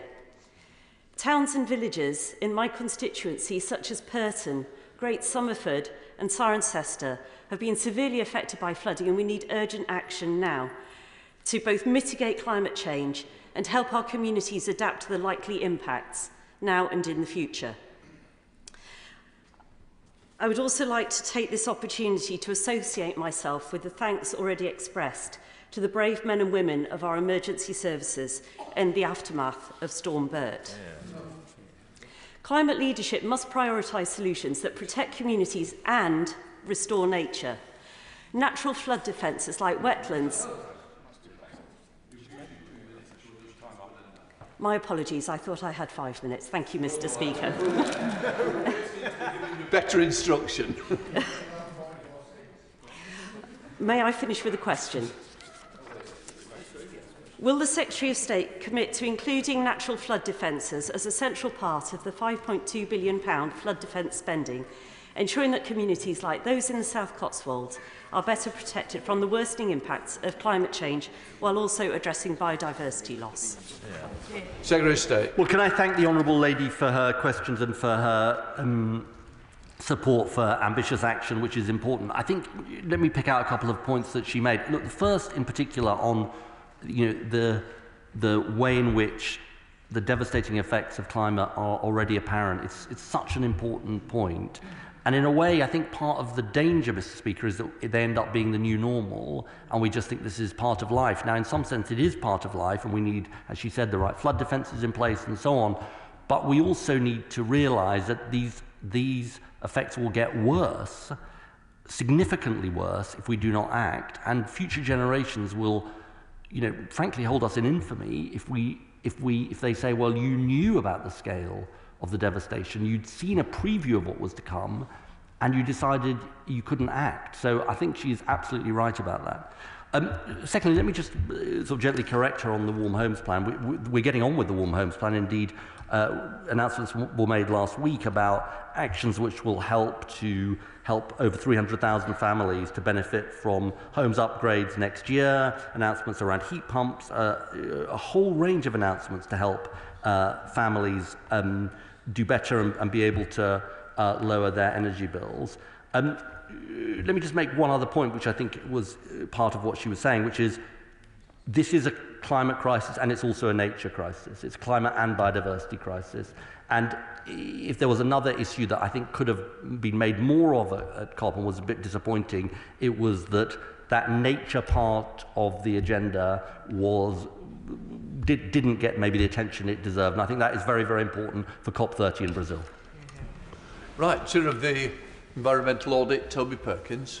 Very much, Mr. Speaker. No one can doubt the leadership that my right honourable friend and the Prime Minister showed in Baku, and he deserves great credit for that. But I think he's right to say there is a danger in overselling the achievements of this COP. The developing nations have been very critical, actually, about the financial agreement that was reached and on the commitments that were made in Paris on fossil fuels, as he said, were not followed through. Can he spell out what he sees as the main barriers right now to getting the action that we need and the pace of action that he needs, and whether he has any confidence that at Rio we will see the real breakthrough that the world is waiting for? Well, he sort of asked absolutely the right question, Mr. Speaker. Look, I think the truth on the finance side is that this does represent a significant scaling up at a time when developed countries and developing countries face extreme pressure on the public finances. Just to say there is a significant development here, which is that the flows to the multilateral development banks from developing countries or large emitters rather like China will now count towards the overall finance goal. That is a big change and a big step forward. On the question of the transition away from fossil fuels, look, the barrier is that countries, some countries are worried about what it means for them. That's totally understandable. Some countries think this will be problematic for their prosperity. And the truth is we're just going to have to make better efforts to ensure that the majority of countries that do want to see action prevail at next year's COP. And that is going to be hard yards. And also, finally, we must have a campaign, and this is something we'll work on with Brazil, for ambitious NDCs, because that is crucial at this moment. That is the job of the next COP. David Munday. Thank you, Mr. Speaker. Can I commend to the Secretary of State the UK Small Islands Development State Strategy report, which was produced by the International Development Committee just before Parliament was dissolved by the general election. And a key focus of that report is the need to support these island states, not just at COP, but all the time in terms of the UK being an advocate for their needs and requirements across the international community. Well, the right honourable gentleman is absolutely right. He speaks with customary eloquence on this issue. This is literally an existential issue for the small island states. And their testimony at COP is compelling and deeply distressing. And that's why the finance deal is important. It's not everything they wanted, but it's a step forward. Polly Billington. Thank you, Mr. Speaker. I welcome the Secretary of State's statement today and the agreement reached at COP29 in Baku. He and I go back a long way on COPs, and we know what it's like when it goes wrong. But particularly, I would welcome the nationally determined contribution to reduce our greenhouse gas emissions by 2035 by 81%. Does he agree with me that the fundamental reason why we have leadership on the global stage now, as distinct from what we've had for the last 14 years, is not just because of the target, but because we have a plan? This COP was supposed to be about implementation, and where we lead in implementation, others will follow. Well, my honourable friend is absolutely right. She was with me at Copenhagen, and I definitely had sort of Copenhagen PTSD at these talks at various moments in the middle of the night. On this point about the target and the action, it's absolutely right. And I think there is global recognition that this government has upped the pace in the whole multiple ways that I described in my statement, and that is incredibly important. And that is also important because business sees it happening, and business then thinks Britain is a country that is clear about its direction, and we will invest there. Stefan Correll. Thank you, Mr. Speaker. I can only speak for North Norfolk, but I can say that a green energy future is an exciting future for our local economy, especially at Bacton. But just along the coast, Villages like Haysborough are suffering from being part of the fastest eroding coastline in Europe. He's touched on coastal erosion in answer to my honourable friend, but can I push him? Specifically, how will the outcomes of COP29 reassure my residents who are worried about losing their homes to coastal erosion now? Well, as far as COP29 is concerned, speeding up global action. And when I described in my statement what this finance deal could mean, something like the equivalent of 15 times the emissions of Britain reduction, this is hard going, but that is the way that we reduce the temperature rises that are going to take place. The world is in danger of busting through 1.5 degrees and going beyond that, and that's why the action is so urgent, and that's why this finance deal really matters. Jim McAllister. Two times. Thank you very much, Mr. Speaker. I strongly welcome the Secretary of State's signing of a new UK-US Advanced Nuclear Technology Agreement at COP. And I'd like to ask the Secretary of State to share a little bit more of the details of that agreement, and also whether he agrees with me that it could form the basis for a much more ambitious agreement between the UK and US on civil nuclear development.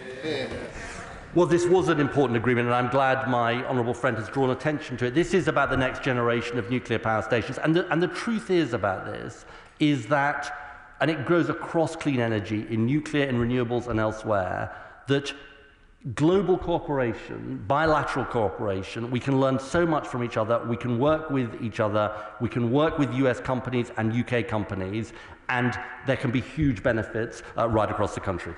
Rebecca Smith. Thank you, Mr. Speaker. Last Thursday, the Prime Minister implied that the new wind energy project in Hull would result in lower energy bills for my constituents in South West Devon. He refused to say when by, though.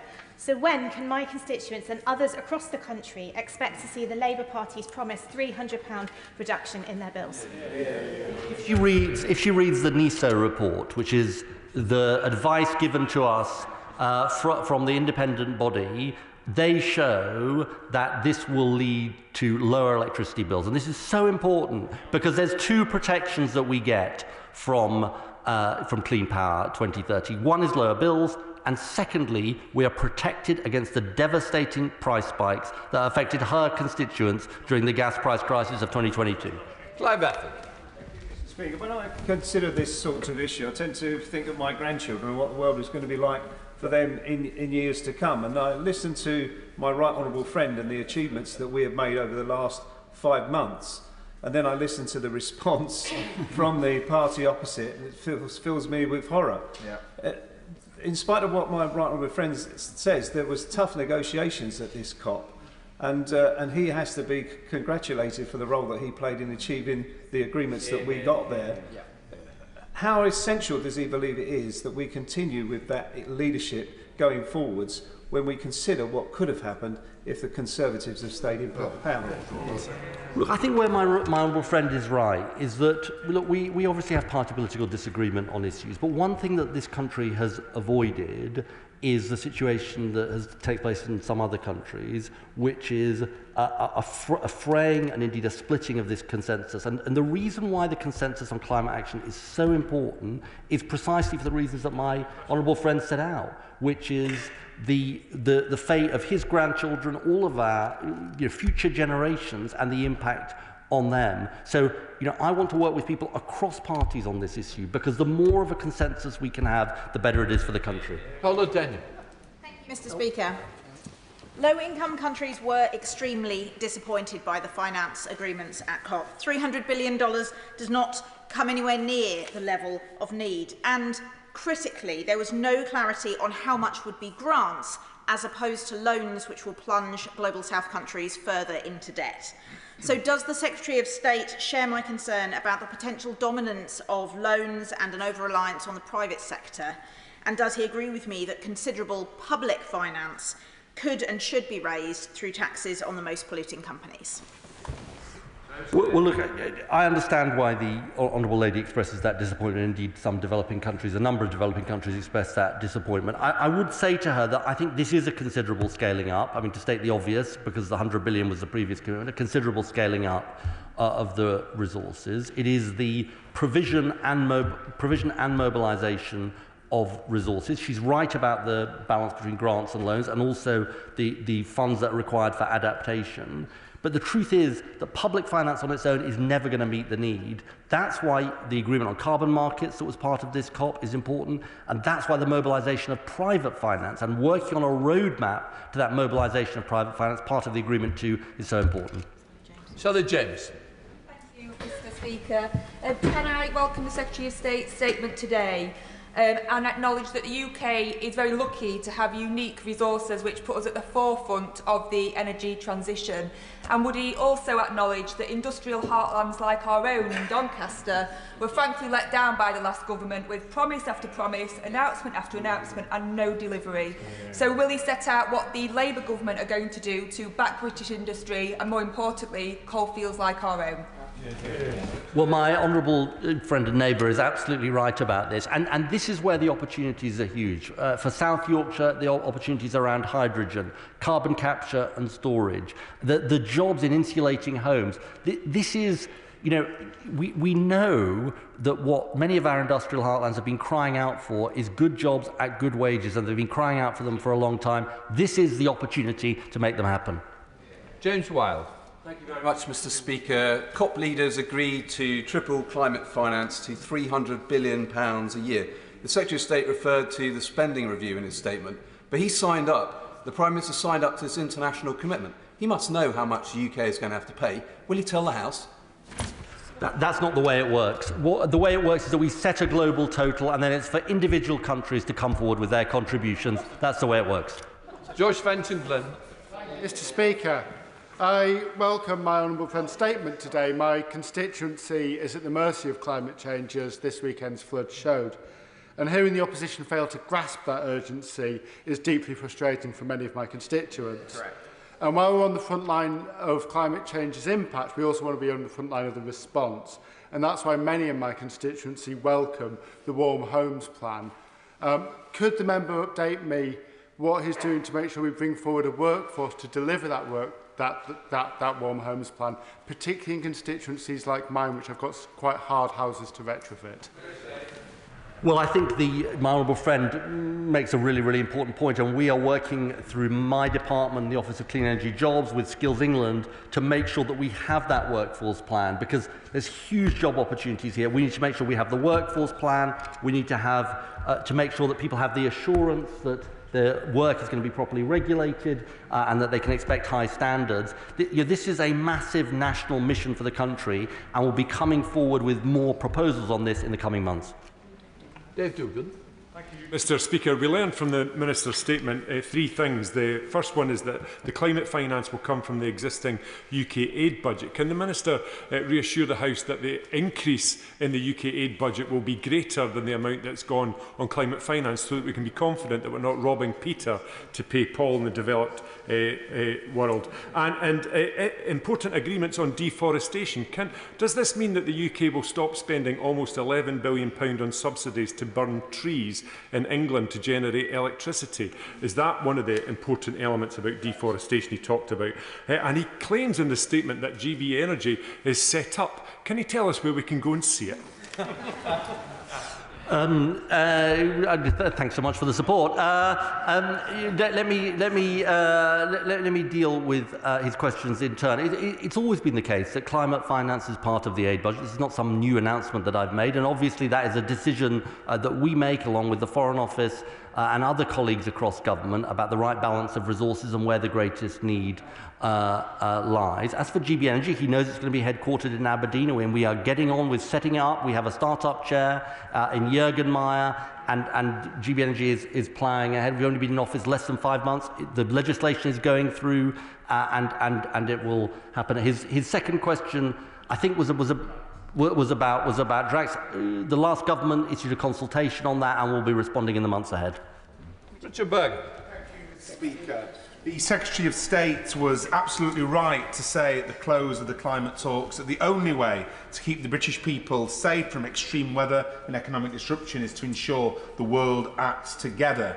That requires funding. It's clear the COP at Azerbaijan didn't deliver that at the scale needed. The Make Polluters Pay coalition is calling for the big oil companies worldwide that have made grotesque profits whilst driving the climate crisis to fund the required investments at home and abroad. Isn't that the fair way to secure the finance needed? Look, we've obviously got to look at all of these issues. These global levies and taxes are always quite complex and difficult things to make happen.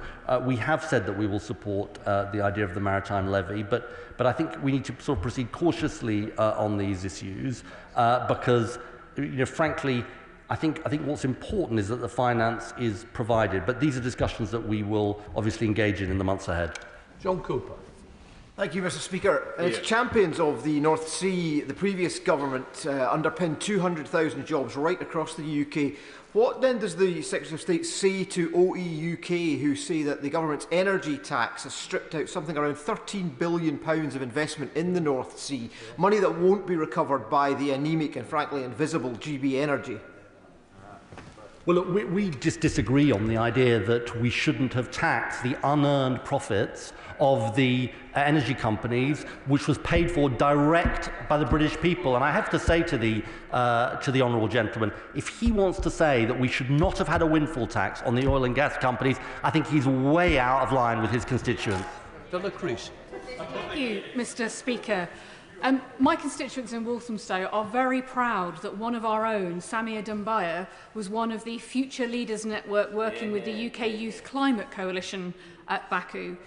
I know that the Secretary of State will agree with me that young people need to be at the heart of what comes next following COP, and they welcome the proposed NDCs, but they now need a direct and dedicated place in making those happen. So can you tell us what formal mechanism for the oversight and delivery of the reduction by 81% of emissions by 2035 does he envisage for the young people of the UK?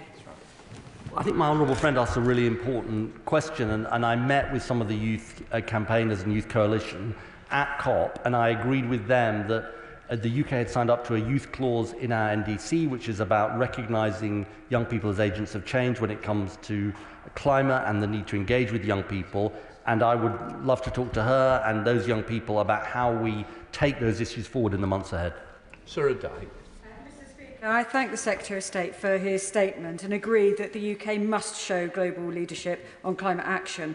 Peatlands are the largest natural terrestrial carbon store, yet damaged peatlands are responsible for almost 5% of global anthropogenic CO2 emissions. While the UK imports 60% of peat used in horticulture, offshoring carbon emissions abroad. So does the Secretary of State agree with me that beyond COP29, we must continue to show global leadership and protect the environment by committing to a phased ban in peat in horticulture? Well, look, let me just deal with the wider issue of peatlands, because there was money allocated in the budget for these issues through DEFRA, and that is important, a sort of very important issue, and the wider issue there is important. And we also need to make progress at a global level. As to those other issues, they're actually a matter for DEFRA, but I undertake to write to her on those issues. Scott Arthur. Thank you, Mr. Speaker, and I thank the Secretary of State for his statement. I was proud of the constructive role that the UK played in the negotiations, representing our country and also some of the poorest people on the planet who are at the absolute front line against climate change, partly due to the emissions from this country. But COP is not without its critics, despite it being the only platform to progress our climate ambitions. So I'd like to ask the Secretary of State how he thinks that the process could be improved, and in particular, what gentle advice he would give to anyone thinking about taking over the presidency of a major world economy early next year. I'll resist the second half of his question, if you don't mind, Mr. Speaker. But on the first part of the question, look, the COP process does have its critics. I think I'd say a couple of things. First of all, 15 years ago, when I last attended the COP as Secretary of State in Copenhagen, no country was signed up to net zero. Now 90% of the world's GDP is covered by net zero. Now that's not only because of the COP, but that process of international engagement is important, and it's a forcing mechanism to put world leaders on the spot. And secondly, I think the reason it's hard is largely because you've got 198 countries all trying to agree. And that is difficult. So if people can think of improvements to the system, that's great. But I do think that engagement is really important. Sammy Wilson. Let me get this straight. The Minister is welcoming a conference to deal with CO2 where the host country tried to use it to sell oil and gas deals, where the major producers of CO2, the leaders of those countries, didn't even bother turning up, where we sent 490 civil servants, flew them out to attend the conference, and where the main topic was how do we extract money from countries who were guilty of the sin of industrialisation. And the Minister has shot out his chest today, saying we're now leaders in global climate. It's hard to be a leader when you have no followers, Minister, that's all I can say. But can I ask a question? How can the Minister face the hard-pressed taxpayers of the United Kingdom who are reeling under the impact of the latest budget and expect them to pay out billions to foreign countries? Secretary of State. Well, the honourable gentleman and I have been debating these issues for 15 years, and I hazard a guess that we're not going to end up agreeing. The thing I would say to him gently is the truth about the climate crisis is it is the biggest potential cost that future generations can face.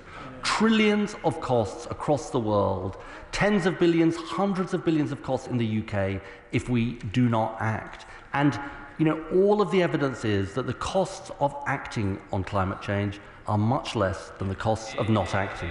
Alex Sobel. Thank you, Mr. Speaker. I was in Paris 9 years ago when we started the process of negotiation on Article 6 of the Paris Agreement. It was only concluded with the gavel going down in Baku. It's an important process ensuring a carbon market through the UNFCCC. How will the UK implement the new Article 6 regulations, and how will we support other countries in this important work as we can utilise it for those nature-based solutions like reforestation, afforestation?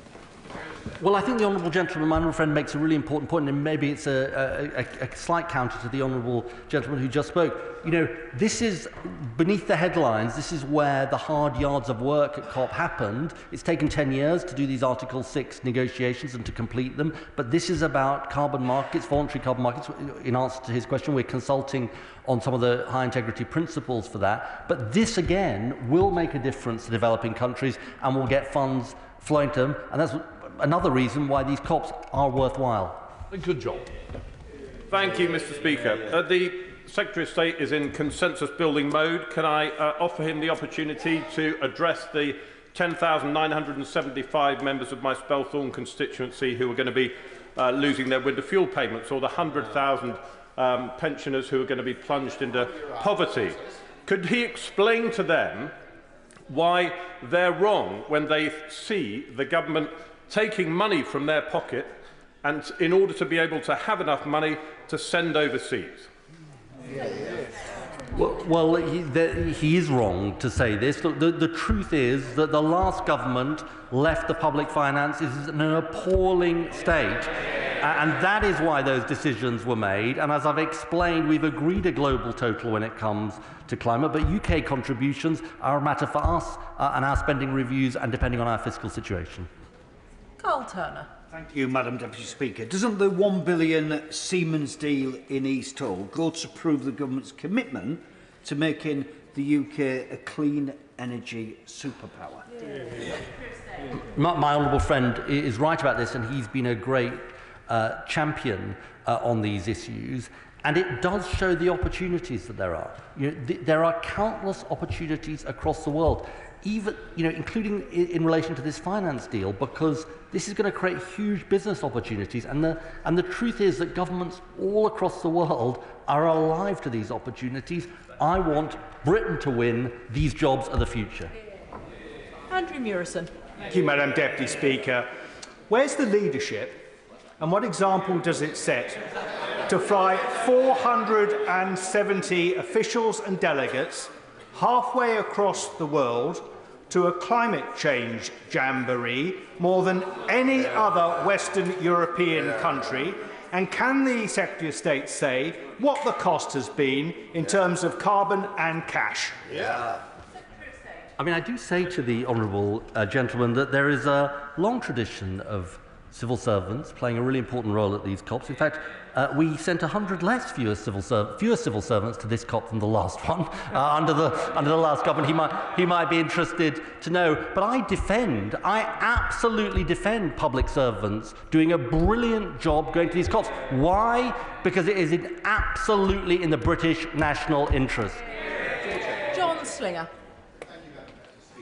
Echoing the comments of my honourable friend, the member for Walthamstow, would my right honourable friend agree to considering taking a young person, perhaps from a sixth form or university, along to the next COP meeting as an advisor to remind our delegation, and indeed delegations around the world, that it is their future that is on the table? Well, there are indeed members of the Youth Climate Coalition who go to these COPs, and I don't want to sort of interfere in their processes for picking those people. But I think the general point he makes about the voice of young people is really important. You know, it is also, they represent young people, but they also represent future generations. And I think hearing the voices of how future generations will regard the actions we do or don't take is incredibly important. Llynnos Medi. Deputy Speaker, despite today's statement noting it in the UK's interest to speed up the clean energy, we still need urgent clarity on clean energy project. Will the Secretary of State finally confirm the government's plan for nuclear at Wilva in my constituency of Ynys Môn? Well, we do think that Wilva has very important prospects, Madam Deputy Speaker. And the truth is that there is an important pipeline of nuclear projects that we are moving forward with, and we look forward to discussions in the coming months about Wilva. Tom Hayes. Thank you, Madam Deputy Speaker. Can I commend the Secretary of State for his leadership and for his statement today and join his bipartisanship? I am happy to recognise the contributions of Theresa May and Boris Johnson, but it says a lot when it takes Labour members of Parliament to do it, because the Conservative front bench opposite are running so fast and so far away from them. Does the Secretary of State agree with me that clean energy is how we achieve energy security, and energy security is how we achieve national security when our world is in turmoil and this country faces threats like never before? His second point is absolutely right, and his first point is absolutely right too. I am very happy to acknowledge the role of Theresa May in putting net zero into law, in recognising the role of Alok Sharma, even also in recognising the role of Boris Johnson, who sought to champion some of these issues. It's a real shame, and it speaks volumes, Madam Deputy Speaker, that we can say those things and they don't. Richard Ford. Thank you, Madam Deputy Speaker. And I have to say I do agree with the last speaker who talked about there being no national security without energy security. Because we discovered after the invasion of Ukraine by Russia how dependent the UK was on imported gas. When talking to other countries, did the government make the case for investment in clean energy and how it can reduce dependency on malign petrostates like Russia? I think the honourable gentleman is absolutely right about this. I think Russia's invasion of Ukraine demonstrated to us the truth, which is that unfortunately fossil fuels do not give us energy security, because whether the fossil fuels came from the North Sea or they were imported, prices shot through the roof and our constituents paid the price, and government paid out £94 billion in support. And that's why our Clean Energy Superpower mission is so important, because to give us the energy security that side completely failed to give us. Abtisam Mohammed. Madam Deputy Speaker, I commend the Energy Secretary's work both here in the UK and for his global leadership at COP29. Many developing countries continue to face the intensifying effects of the climate crisis. For their sake and for ours, we cannot afford inaction and delay. Can the Secretary of State clarify what specific work will be undertaken to improve the global ambitions so that we can transition away from fossil fuels and keep alive the commitment to keep the world's temperature rise below 1.5? Well, my honourable friend asked absolutely the right question, and that is the work that we will be undertaking with Brazil and other like-minded countries in the year ahead. The next year marks a very, very important moment where 5 years from the last time the world did this, we have to set targets for 2035, or NDCs for 2035. This is such an important moment because it's the way we need to get back on track for keeping temperature rises down, and we will be we're straining every sinew to work with others to make that happen. Jim Shannon.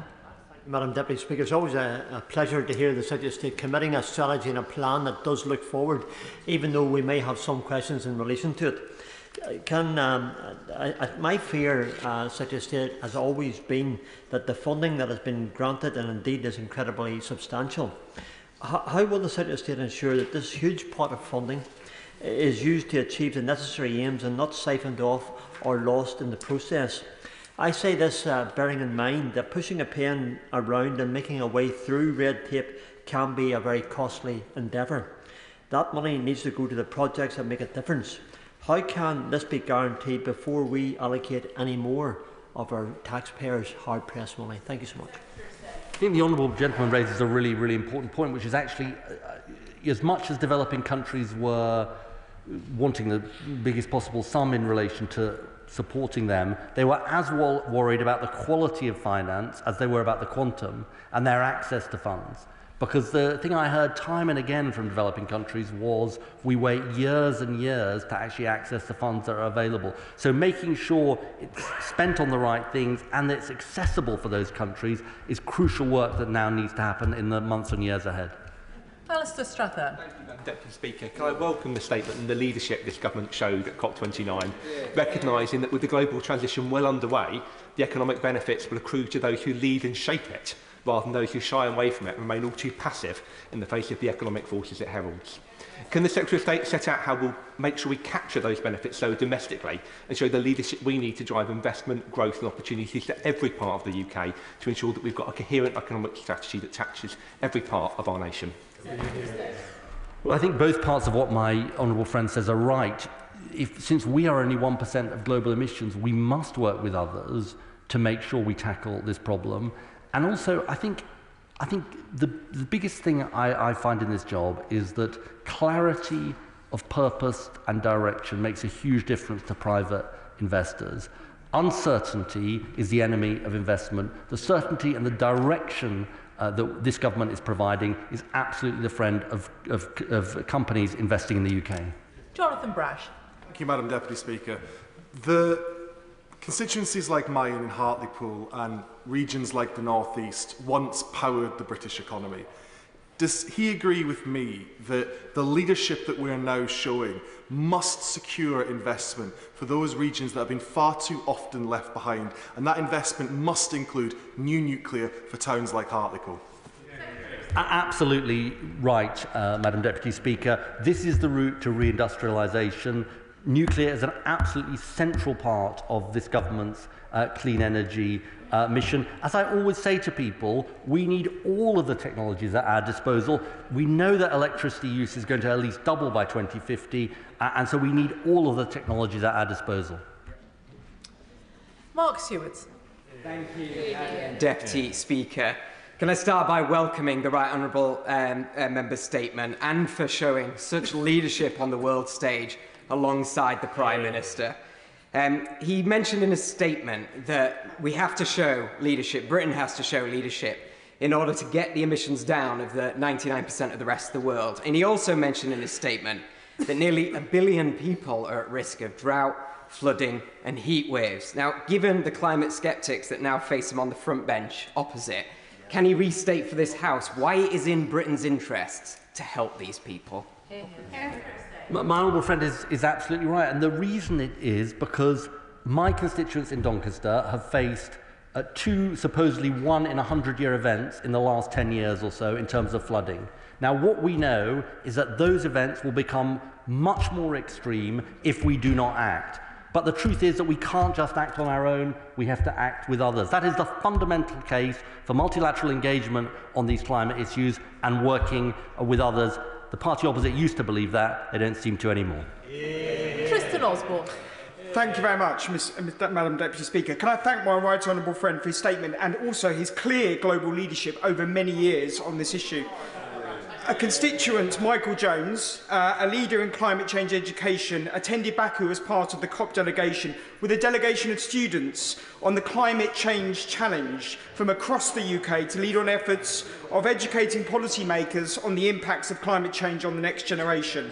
Does my right honourable friend agree with me that, unlike the opposition that is flip-flopping and showing no consistency on this issue, that the next generation deserves better and a government with a firm commitment to deliver with the international community on a reduction in emissions? I think my honourable friend is absolutely right about this, which is the truth is that, you know, they're sort of chuckling away, but the truth is a very serious and important point, Madam Deputy Speaker. The British people want us to act.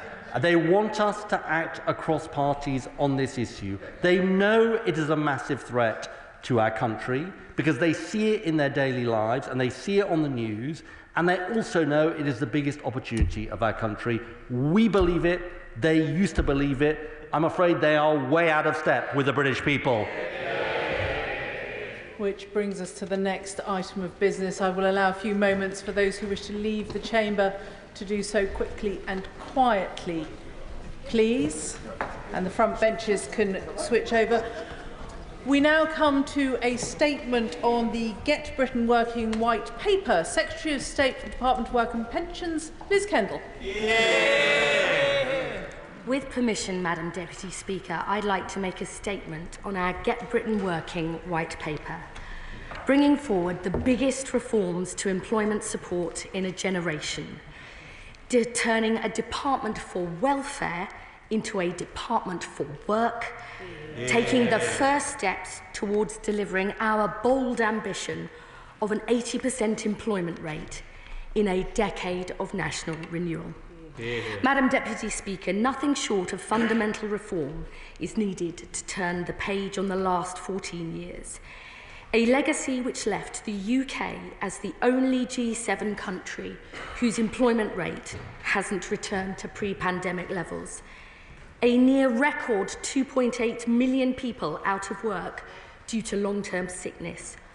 Almost 1 million young people not in education, employment or training, and millions more stuck in low-paid, insecure work.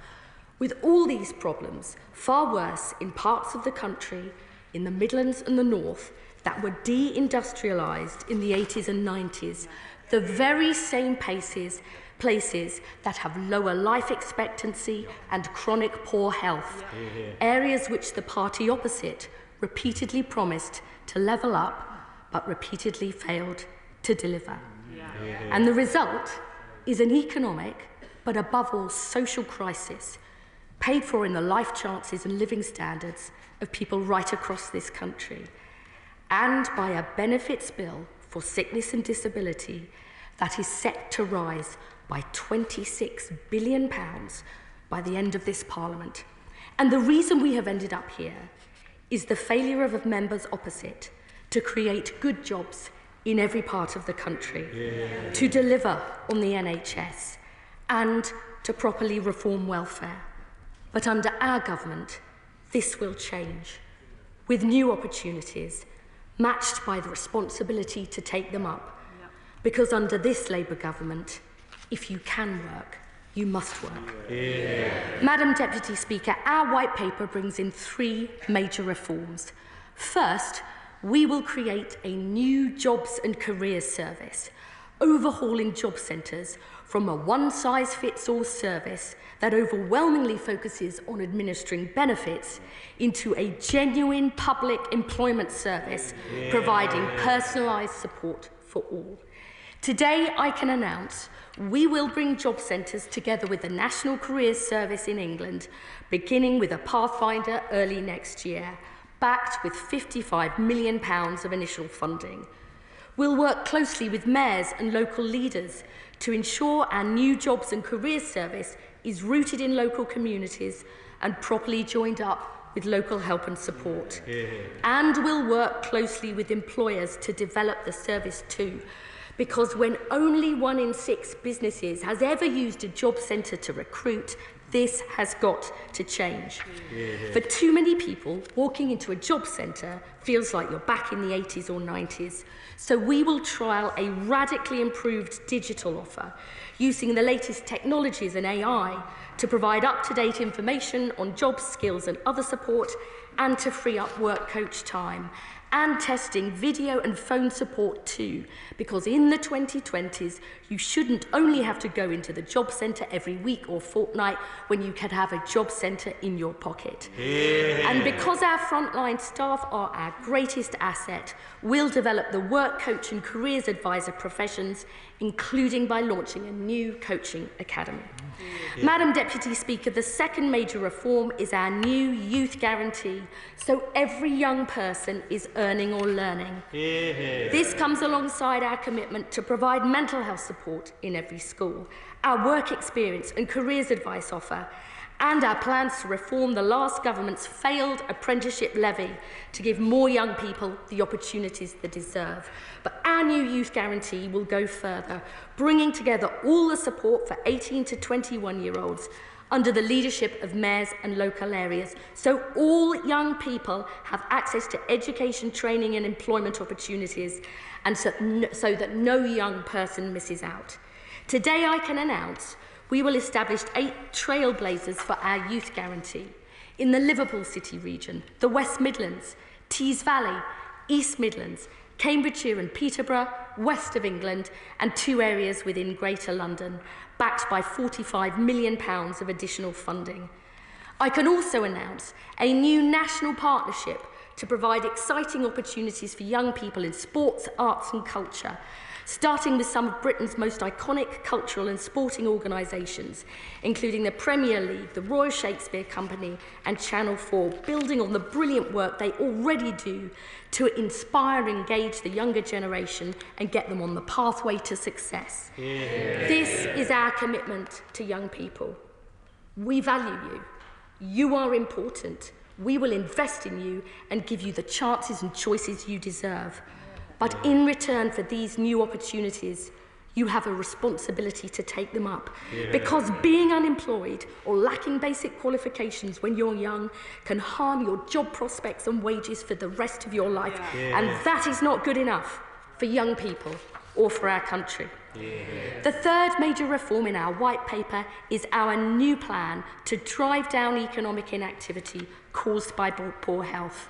The Health Secretary is already taking action to get people back to health and back to work, with extra support to drive down waiting lists in the 20 NHS trusts with the highest levels of economic inactivity.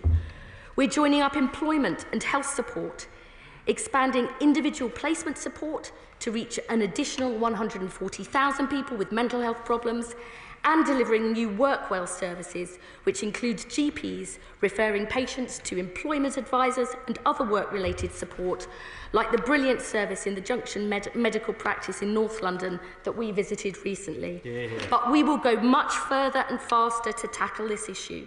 To meet the scale of the challenge, we will devolve new funding, new powers and new responsibilities to tackle economic inactivity to mayors and local areas, because local leaders know their communities best.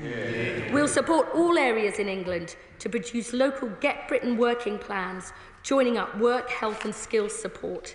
Today, I'm announcing 8 trailblazer areas backed by £125 million of additional funding in South Yorkshire, West Yorkshire, the North East, Greater Manchester, Wales, York and North Yorkshire, and 2 Greater London areas. In 3 of these areas, South and West Yorkshire and the North East, this will include dedicated input and £45 million of funding for local NHS integrated care systems. And we're funding a new supported employment programme called Connect to Work, backed by £150 million of initial funding for next year. This will be included in the integrated settlements of combined authorities, starting with Greater Manchester and the West Midlands. Because employers have such an important role to play in helping get people into work and, crucially, to stay in work, I can today announce a new independent Keep Britain Working review looking at the role of UK employers and government in tackling health-related inactivity and creating healthy workplaces. This will be led by the former chair of John Lewis, Sir Charlie Mayfield, and it will report in the autumn. And finally, Madam Deputy Speaker, I can tell the House we will bring forward a green paper with our own proposals on reforming the health and disability benefits system, so disabled people and those with health conditions have the same rights as everybody else, including the right to work. So we treat disabled people with dignity and respect, and so we shift the focus to prevention and respond to the complex and fluctuating nature of today's health conditions. We'll work closely with disabled people and their organisations as we develop our proposals, which we will publish in the spring. Madam Deputy Speaker, this white paper starts to turn the corner on the last 14 years, putting forward the real reforms we need to get more people into work and on at work, to give young people the very best start in life, and to ensure our employment and social security system understand this fundamental issue, that a healthy nation and a healthy economy are two sides of the same coin. Yeah. This is how we get Britain working again. It's how we get Britain growing again. And I commend this statement to the House. Yeah. Shadow Secretary of State Helen Whately. Thank you, Madam Deputy Speaker, and I thank the Secretary of State for advance sight of her statement. The Conservatives are the party of work and aspiration. In the decade after we took over from Labour, we drove down unemployment. The Shadow Secretary of State. In the decade after we took over from Labour, we drove down unemployment and economic inactivity year after year, including youth unemployment, down by 400,000 after the mess we inherited from the last Labour government. During the pandemic, we took unprecedented action to protect jobs and livelihoods. But since the pandemic, we've faced a new and difficult challenge in this country: rising economic inactivity, particularly among young people. In government, we were tackling this. I know that because as Health Minister, I was working on it. Our Work Well pilots. I'm delighted that the Right Honourable Lady and the Health Secretary visited one of our Work Well pilots just the other day. And on our FitNote reforms, our youth offer, which helped 1 million young people, and our universal support scheme, which I now hear the Secretary of State has quietly rebranded as her own Connect to Work scheme. You're welcome. But far from being cross that the government is pinching our ideas, I welcome the Right Honourable Lady taking our work forwards, and that she's making the right noises about how important this is to fix. Economic inactivity is a big problem for our economy, and for each and every individual who risks being written off to a life on benefits. Knowing that, I am disappointed in the substance of what she is announcing today, because far from matching her rhetoric, this appears to be little more than a pot of money for local councils, some disparaging language about the work of job centres, and a consultation which will be launched in the spring. Given that they have had 14 years to prepare for this moment, is that it? 14 years. Where are the reforms to benefits which will actually make material savings to the taxpayer, like the 12 billion we committed to save in our manifesto? Where are the reforms to FitNotes, which we had handed over all ready to go? Where is her plan for reforming the workplace capability assessment? Right. She has banked the 3 billion of savings from our plan, but failed to set out her own. And her big announcement on making benefits for young people conditional, did she forget that they already are? The fact is, the Secretary of State has dodged the tough decisions. Every day she kicks the can down the road, costs the taxpayer millions of pounds, at this rate rising to 100 billion on sickness benefits by the end of this Parliament.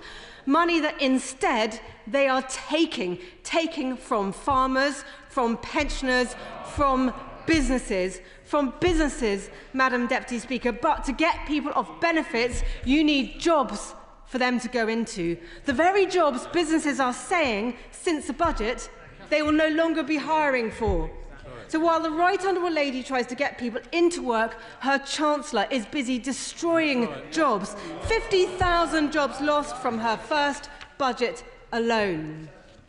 I put it to the Right Honourable Lady that if she wants to get more 18-year-olds into work, she should have a word with her Chancellor, who has made it so that from April it will cost £5,000 more for a business to employ them. And her Business Secretary, whose employment rights bill will, according to their own impact assessment, make it less likely for employers to take on young people. The government cannot solve this problem on their own. Businesses are the engine of our economy that create jobs for people to do. And it is telling, Madam Deputy Speaker, that I can't see a single business represented on their new Labour Market Advisory Board.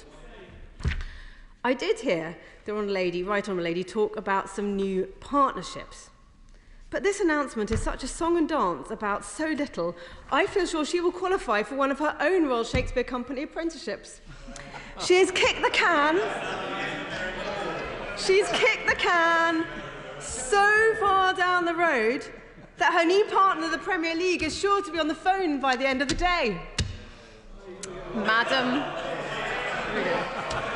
Madam Deputy Speaker, can I for a moment cut through the word soup of the announcement? It is time for the Right Honourable Lady to tell the House some facts. How many people will this help into work, and by when? What is the total she is saving the taxpayer? When will she reach her 80% employment target? What return on investment is she expecting from these plans? How will she measure her success or failure?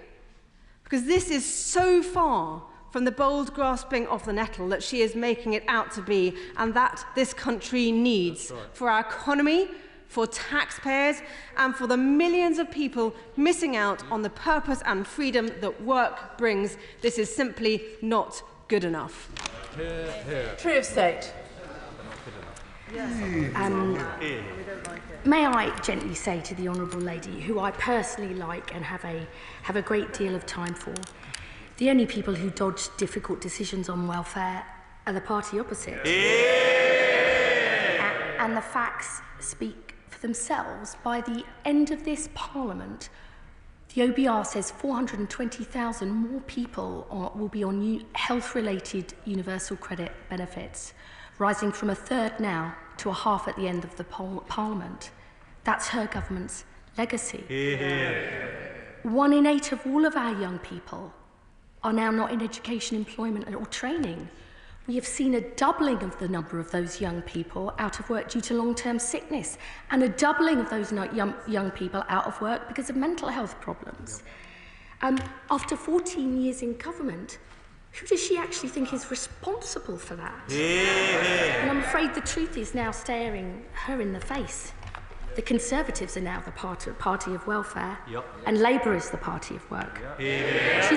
She talks about British businesses. I mean, I know only too well the pressures many businesses face, and we have spoken to the CBI, the Federation of Small Businesses, the British Chamber of Commerce, and they are really keen to work with us on our proposals. They know their members have hundreds of thousands of vacancies they need to fill, 1 in 3 of which because of skills gaps. They know that 300,000 people every single year fall out of work due to a health condition, and that they need support to try and tackle that problem.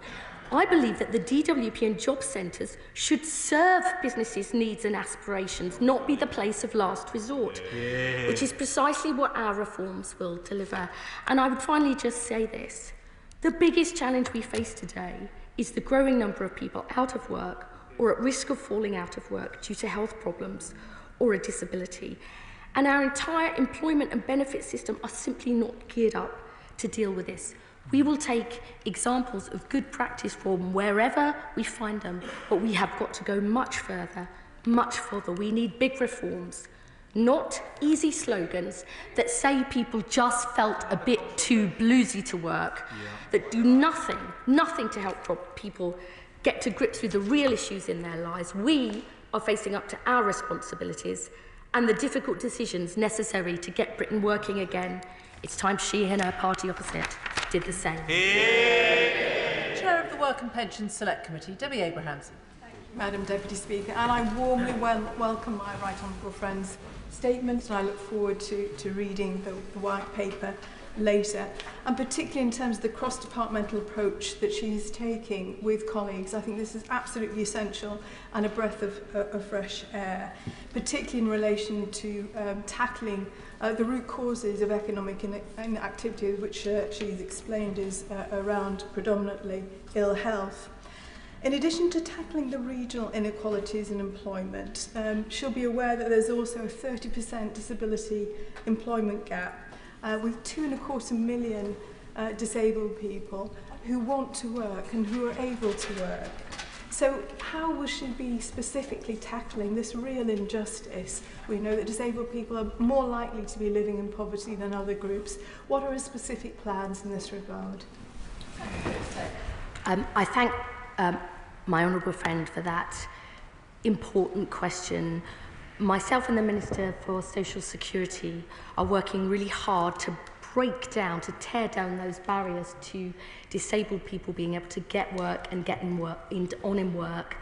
We are taking action across government, including reporting on the disability employment gap. We need to tackle the long waits for access to work, the adaptations and other support that people need.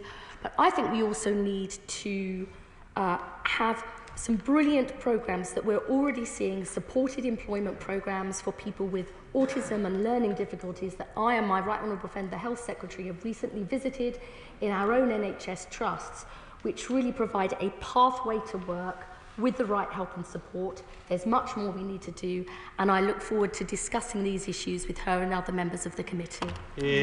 Liberal Democrat spokesperson, Jess Brown-Fuller. Thank you, Madam Deputy Speaker. The UK was the only economy to see employment rates fall over the last 5 years under the Conservatives, leaving a legacy of wrecked apprenticeships, mental health services not fit for purpose, and leaving millions on waiting lists unable to work, and those with caring responsibilities staying at home to provide care for their loved ones because of a failure in our social care system. The Liberal Democrats welcome steps to improve access to skills, training and education. And I would like to personally praise the work of FedCap and Maximus UK, who are doing just that in Chichester, working in conjunction with the job centres, with those who have had long periods of economic inactivity or have additional challenges when finding work. But the insecurity and short-term nature of government funding for those projects means that both organisations had to pause their referrals this year while they waited for the government to confirm their continued funding. I'm sure the Secretary of State agrees with me that to get people back into work, the organisations trying to do that already need more security from the government. And when it comes to tackling the mental health crisis, it is not enough to reverse the Conservatives' lack of action. The government must be proactive in improving mental health services, and I invite the Secretary of State to take the proactive ideas the Liberal Democrats laid out in our general election manifesto, such as catching more mental health conditions early on by offering mental health MOTs, and also the introduction of mental health hubs in every community to deliver an ease of access to walk-in services and support. And it is abundantly clear that ensuring people get the NHS treatment they need is critical to getting back to work. The NHS cannot tackle their long waiting lists unless the government gets serious about fixing the crisis in social care. We've heard lots of words from the government on social care, but little action, with the increase in social care budget totally eroded by the national insurance contribution rise. Does the Secretary of State agree with me that a healthy society is a productive society, and fixing the health and social care crisis will get our country back to work? I thank the Honourable Lady for her question, and yes, I do agree that we've got to tackle the root causes of the problem here and have an NHS and social care system that is fit for purpose. I think We have put forward our commitments around mental health support in every school and every community. We know many mental health problems start before someone turns 18, so we've got to try and prevent those problems happening in the first place. But there's much, much more we need to do. We are starting to see fantastic NHS services which provide employment advice as part of care. And that is because the evidence shows that if you're in good work, that is good for your mental health, a sense of purpose and structure. My right honourable friend, the Health Secretary, is pushing this to be available in all parts of the country. I am under no illusions about the scale of the challenge. Only 3% of people who are economically inactive get back to work in any given year. So we've got to prevent the problems from happening in the first place, as well as doing more to help those people into work. Neil Coyle. Speaker, under the last government, DWP faced legal action for its unlawful treatment of disabled people. How will this white paper, this positive vision, rebuild trust and better support disabled people going forward? This government believes that disabled people have the same rights as everybody else, including the right to work. And our mission is to break down those barriers. Many disabled people want to work if they could get the right help and support and a job that fits their needs and concerns with greater flexibility. I think this is a really important challenge. I don't blame disabled people often for being frightened and worried when they hear about these discussions after what's happened over the past 14 years. But we will work with disabled people and the organisations that represent them to get this right, get the world of work, the employment support system, and a better functioning system of disability benefits. This is a really big challenge for our country, but I think with these proposals we're taking an important step forward. John Glenn. Thank you, Madam Deputy Speaker. I welcome the ambition of the Secretary of State in many of the areas she set out this afternoon, particularly the Keep Britain Working initiative. I think we have got to, as a Parliament, come to terms with the obesity and mental health crises that we have, and therefore I welcome what she's doing with the Secretary of State for Health. But could I bring to her attention the work of South Wilts MenCap? Recently I've met with Robin Clifford, and over 14 years I've seen the work that they do as a group of trustees with adult learning disabled, a particular special group of individuals in my constituency. And I welcome the opportunity perhaps to meet with the member for East Ham to look at programmes that could be started or pilots that could be undertaken to get these learning disabled into meaningful activity where they can make some contribution through paid work. I thank the honourable gentleman for that very important contribution. I and my colleague, the Minister for Social Security and Disability, would indeed be very keen to hear more about that work. I recently visited a supported employment programme run by my local health service for young people with autism and severe learning difficulties. It was a year-long supported internship programme. They had to start by actually talking to the parents about what the young person could do, not just what they couldn't do. They had to actually literally physically get on the bus to get them to work. They tried 3 different jobs around the hospital to find the one that best matched their needs. And every single young person after that year was given a paid job. It's so successful, we're expanding it to the local university and to one of Leicester's biggest hotel chains. These changes are possible, and I'm very keen to work with him in his area to make sure we give those opportunities. Jill German. Speaker. I warmly welcome my right honourable friend's statement today, and I do believe that these reforms will be transformative and it's not before time. In my constituency of Clwyd North, we've long recognised the gaps that exist in the system, and our local authorities have put in place the brilliant Working Denbighshire programme and also Conwy Employment Hub that really drills down into what local people need and take them on a pathway into work. So does the Secretary of State agree with me that devolving power and crucially funding in the way that she's set out is absolutely key to achieving the best results we can for the local people in their own area? This is a a major change in our approach. Local areas know best their needs and the different organisations that can help achieve the goals. I know my city, my economic inactivity is predominantly driven by people with caring responsibilities. Other parts of the country, it's more physical health or mental health problems, and we need different things in different parts of the country. I think that's the best way to get the best results. It's a big, big change for the Department for Work and Pensions to be a much more localised service and to be much more joined up with other parts of government, both nationally and locally. But that's the way we get the change that we deliver. Lewis Cocking. Thank you, Madam Deputy Speaker. Businesses in my constituency of Broxbourne are really worried and are putting off investing and creating jobs because of the party's opposite budget, in particular the increase in regulations and the national insurance increase. How does she plan to get everyone, how does the Minister plan to get everyone back to work who should be in work if there are no jobs that exist out there? I do understand the pressures that many businesses are under. You know, I think that the budget was trying to deal with a very, very difficult issue, which is if you're spending more than you earn and your public finances aren't working, you've got to deal with that. Anyone who runs a business knows that you've got to get the finances right.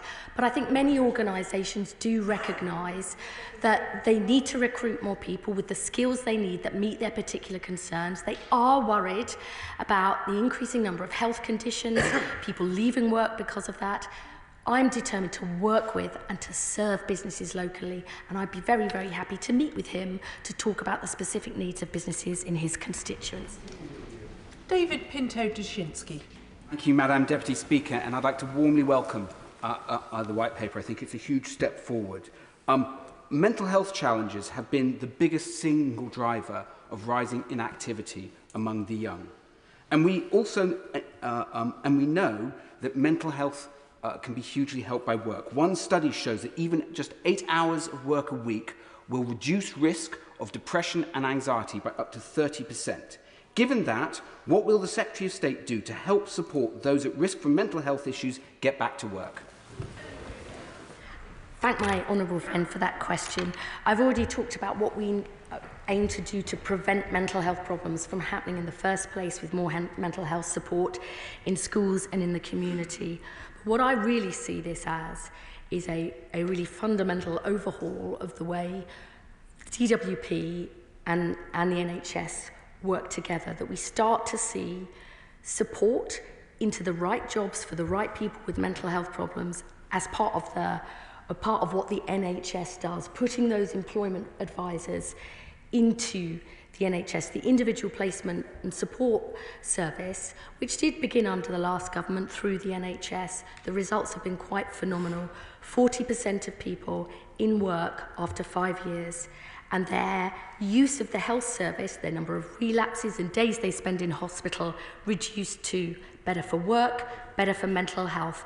That requires a big change in the way we work, but myself and my Right Honourable friend, the Health Secretary, are determined to make that happen. Kirsty Blackman. Madam Speaker, many disabled or ill people were terrified by the Tories' proposals to cut £3 billion from sickness benefit. Given that Labour are continuing along this cut, will the Secretary of State today promise to sign up to the principle of nothing about us without us and ensure that disabled people, those with ill health and those with lived experience of these systems are round the table making the decisions on how this moves forward? I've always been a big champion when I worked in social care of working in partnership with people to get the right decisions right first time. And I think that's really important, which is why myself and the Minister for Social Security and Disability are absolutely clear that we will work with disabled people in the organisations to get this system right. But I want to be really, really clear here.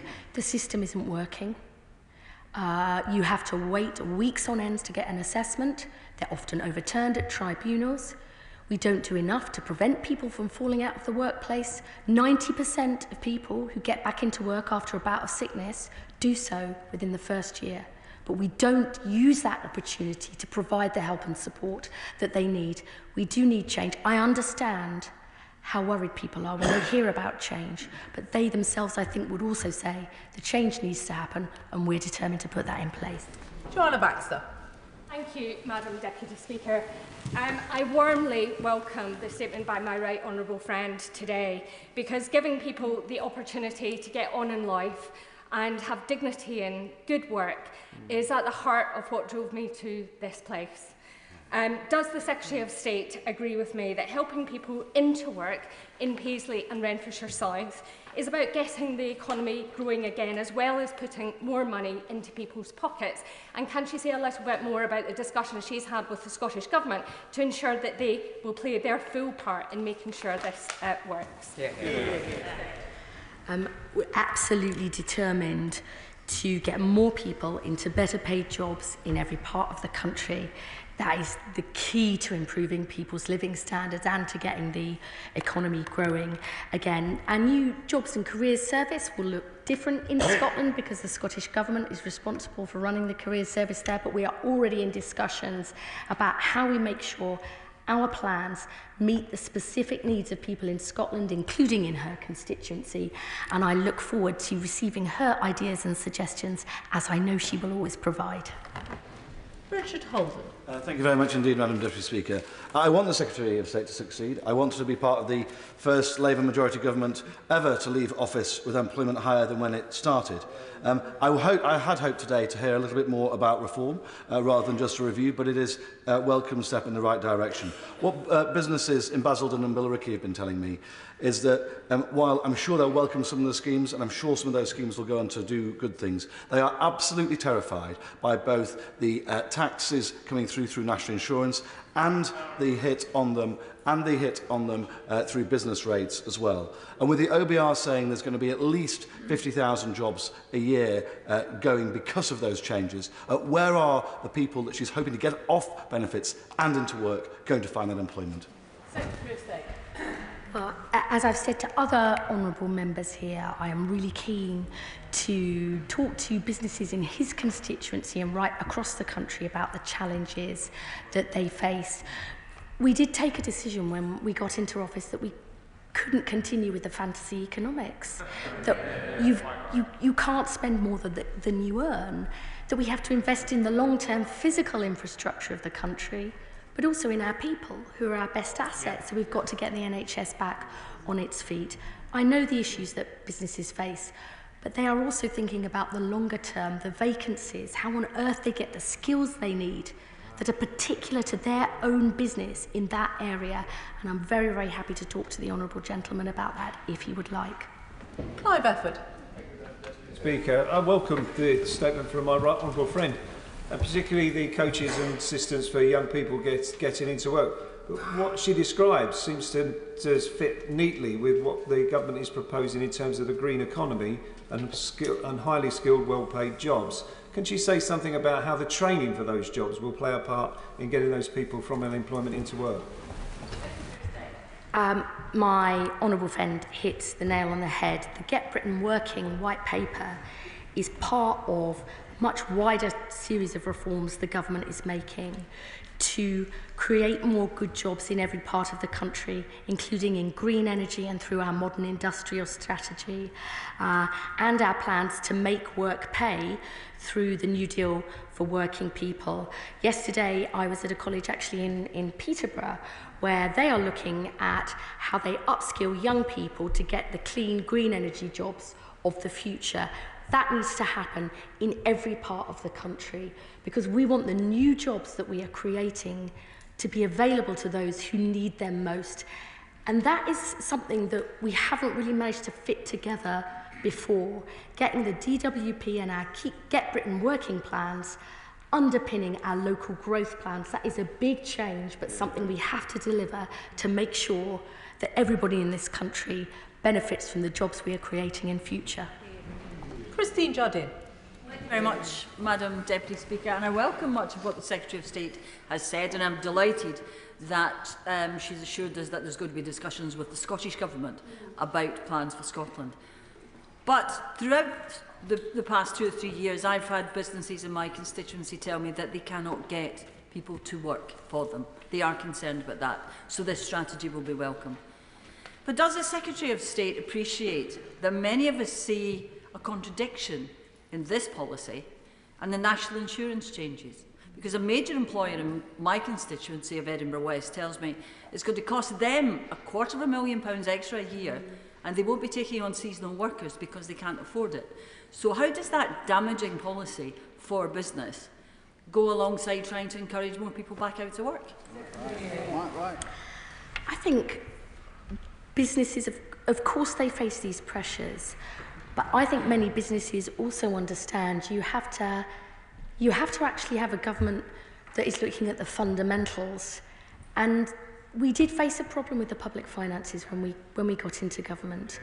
And my right honourable friend, the Chancellor, took a decision that the only way we can sort out the country for the long term is to get the public finances back on a more sustainable footing. And I would also say to her, businesses that I go and meet, including Tesco in my own constituency, yes, they did raise concerns with me, but they've also said they really want to get more young people into work who have mental health problems. They're doing a brilliant partnership with the King's Trust on this to get them into work and help them stay in work, because they know the key to their future is to get those skills so they can grow their business and really make the changes that this country needs. Andy MacDonald. Madam Deputy Speaker, I thank my right honourable friend for her statement. My constituents in Middlesbrough and Thornaby East will very much welcome the additional funding for young people in the Tees Valley and the modernising of the job centres to better assist our wonderful job centre staff. But can the Minister say something about how this is going to dovetail with the Employment Rights Bill and ensure that young people are offered quality employment and training opportunities and not pressured into accepting inadequate and insecure zero-hour job offers? And can the Minister also say something about how the Government and members will be able to monitor and evaluate the delivery of the Youth Trailblazer programme by combined mayoral authorities? My honourable friend will know that our plan to make work pay, to bring in those day one employment rights, end exploitative zero-hours contracts, improve flexibility at work, are all the things that we need to make sure there are good quality job options out there for young people. And I would say to him on the point about combined authorities, there will be new leadership roles for mayors and combined authorities, but also clear accountability for delivering on the outcomes we want to see, which is that every young person has an opportunity to earn or learn, and we will make sure that happens. Sir Desmond Swain. To ensure that if you can work, you must work, will she familiarise herself with the works of Jeremy Bentham? If I have time. Alan Gemmell. Thank you, Madam Deputy Speaker. We've heard much about the failures of the party opposite, but after 17 years of SNP failures, young people in Central Ayrshire are looking to this government for the opportunities of a good job. Can my right honourable friend say what more she's going to do to help young people in Central Ayrshire and across Scotland from today's announcement? It is hugely important that we deliver these new opportunities in every part of the country. That includes young people and people of all ages in Scotland. We will work with the Scottish Government to deliver this, but also really importantly with local councils who have a huge role to play here. Our job centres really need to change. They need to meet the needs of employers and future employees in every part of the country. I look forward to working with my honourable friend to get his ideas about what will work best, and perhaps we could do a joint visit to his job centre. Wendy Chamberlain. Thank you very much, Madam Deputy Speaker. It's all very well us talking about Department for Work, but one of the challenges often is that we fail those in employment who are still interacting with the benefit system.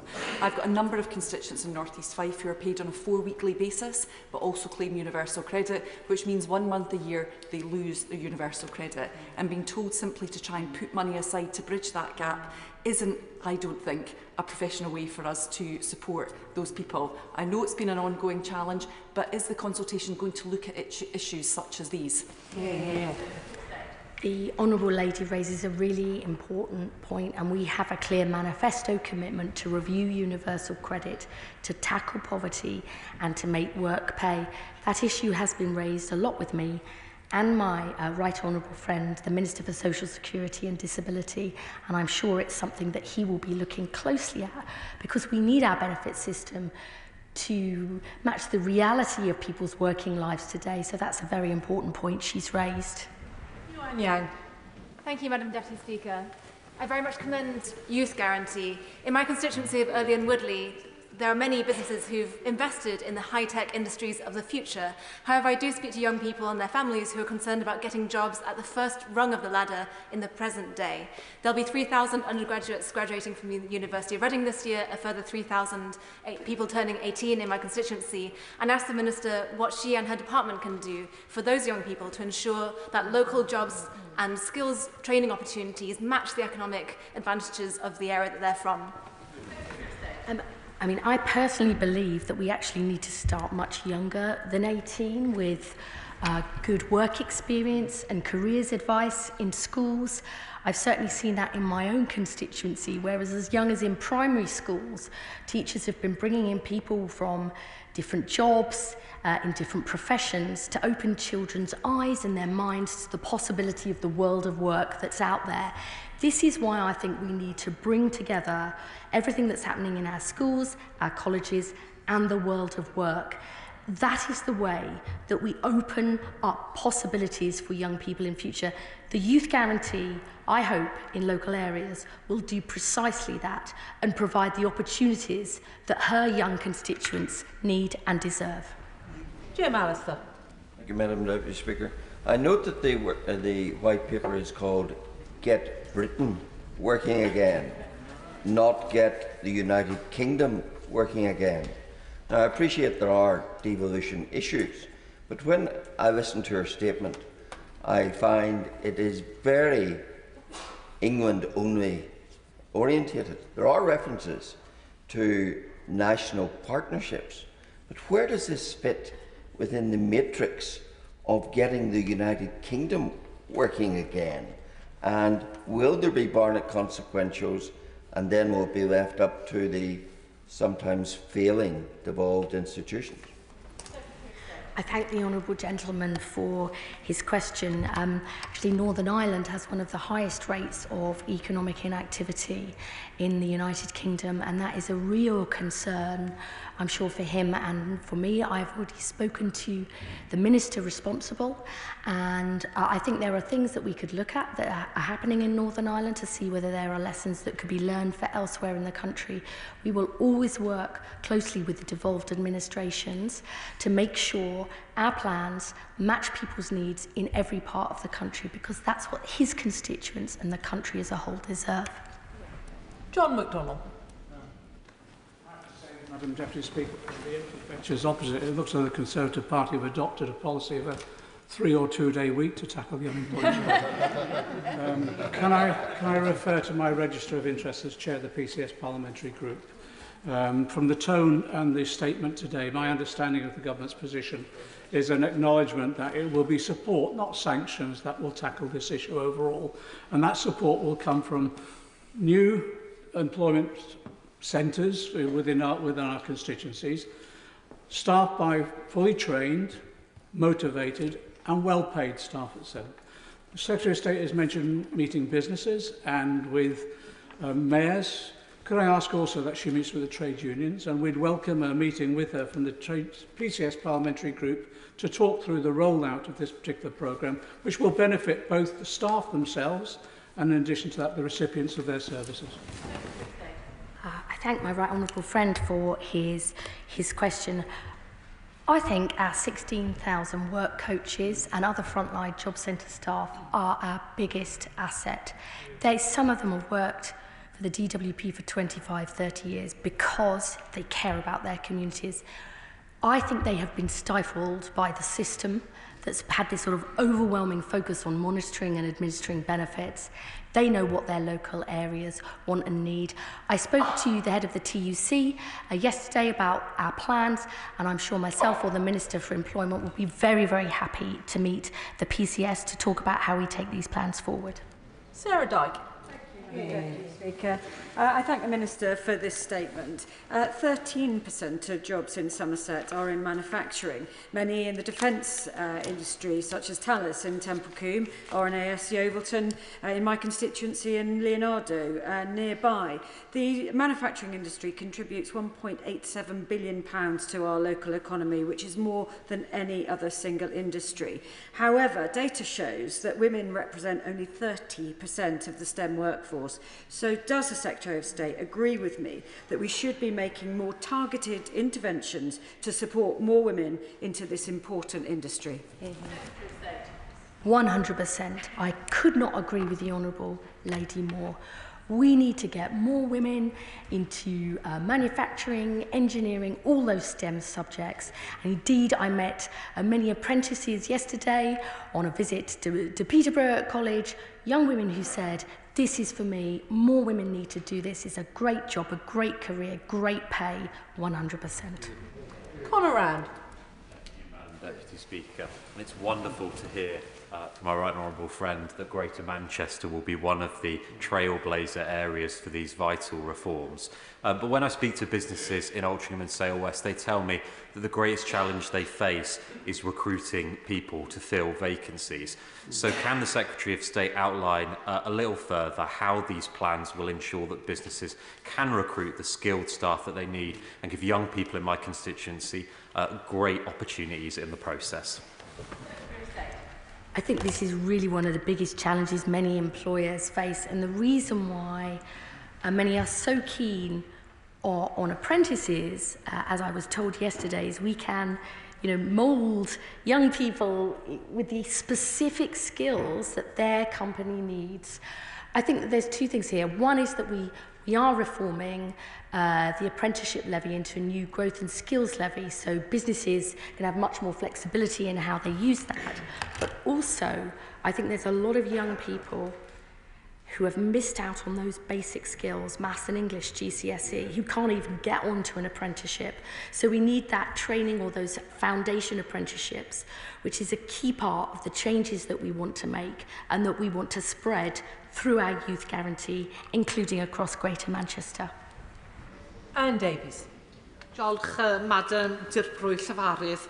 The Workways team, which is run by Carmarthenshire County Council in my constituency Caerfyrddin, do impressive work in facilitating access to critical skills and give career opportunities to people who are out of work. They receive funding through the Shared Prosperity Fund, which of course is coming on is due to an end. Can the Minister tell me how such vital organisations in Wales will benefit from her department's plans? Diolch.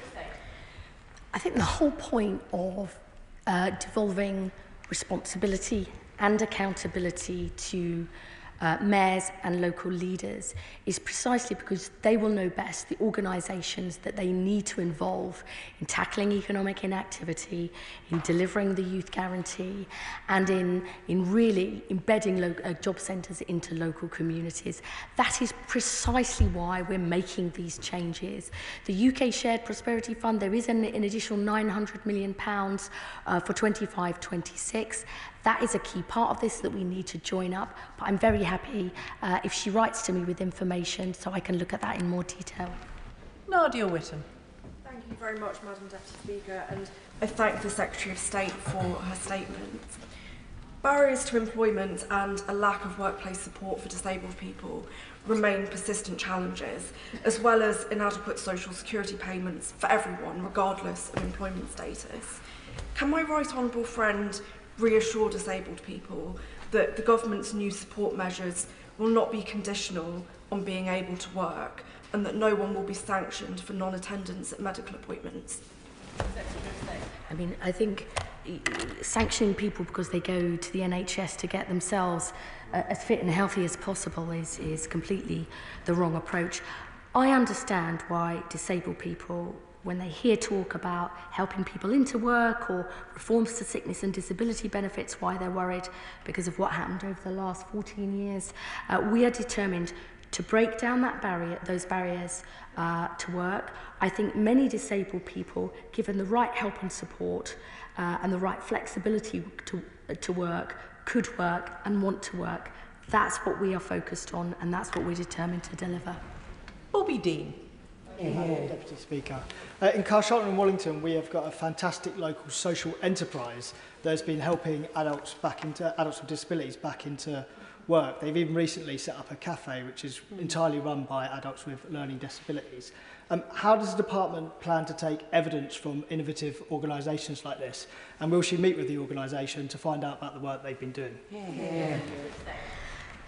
The reason why I'm so passionate about devolving responsibility and accountability to local areas is that it is precisely in order to engage the organisations he's talking about. I mean, I know the different organisations in Leicester. I don't in his constituency. So that's why I believe we have to have a much more localised system. And if he'd like to write to me with details, I'd be very keen to look at them. Claire Hughes. Speaker, can I thank my honourable friend for her statement. Measures such as the Young Person's Guarantee, which are already developing and working successfully in Wales, are really welcome. And on that note, could the Secretary of State perhaps outline a little bit further how she will work with the Welsh Government to deliver on this plan to make work pay? Secretary of State.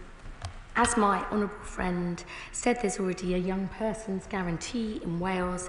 The job centre reforms will look different in Wales because the Welsh Government is responsible for the career service, but we really do want to work with them and employers to really overhaul the approach that they have, to unleash the ideas of our work coaches, to free up their time to focus on those who need help most, to make sure our job centres become the first port of call, not the last port of call, to recruit their next star employee, and so that they are much more joined up with local skills support, health support. We will be having those conversations with the Welsh Government, and I'd be really keen to get her input too. Alison Bennett. Thank you, Madam Deputy Speaker. My constituent, Diana, has a daughter who has autism and lives independently with some low-level support. She has previously had a part-time role whilst living in Bath with help from an employment support job coach, and she wishes to do the same, having now moved to my constituency of Mid-Sussex. However, she has found this much harder since moving and has yet to find similar support in Sussex. How is the Minister going to tackle the postcode lottery that exists for those in need of extra support to get into employment? Oh, I'm really sorry to hear that she hasn't had the same levels of support that she previously had. It's quite clear that with the right support, she is able to engage with the world of work as well as live an independent life, which is what she wants. Our reforms are intended to make sure that that support is available everywhere. If she would like to forward details of that, I'd be very happy to take a look. Richard Bergen. Thank you, Madam Deputy Speaker. And it's vital that people are supported into fulfilling well-paid work so they can fulfil their potential. The Secretary of State rightly mentions the importance that she's putting upon discussing with disabled people and disabled people's groups these changes and reforms. Can I ask the Secretary of State, as part of those discussions, to ask disabled people and disabled people's groups about the work capability assessment, because in my constituency surgery in Leeds, so many people come who feel degraded, demeaned by the work capability assessment tests, and actually so many of those decisions turn out to be wrong and are successfully appealed later. My honourable friend will know that that is why our manifesto, on which we were all elected, said that we would reform or replace the work capability assessment.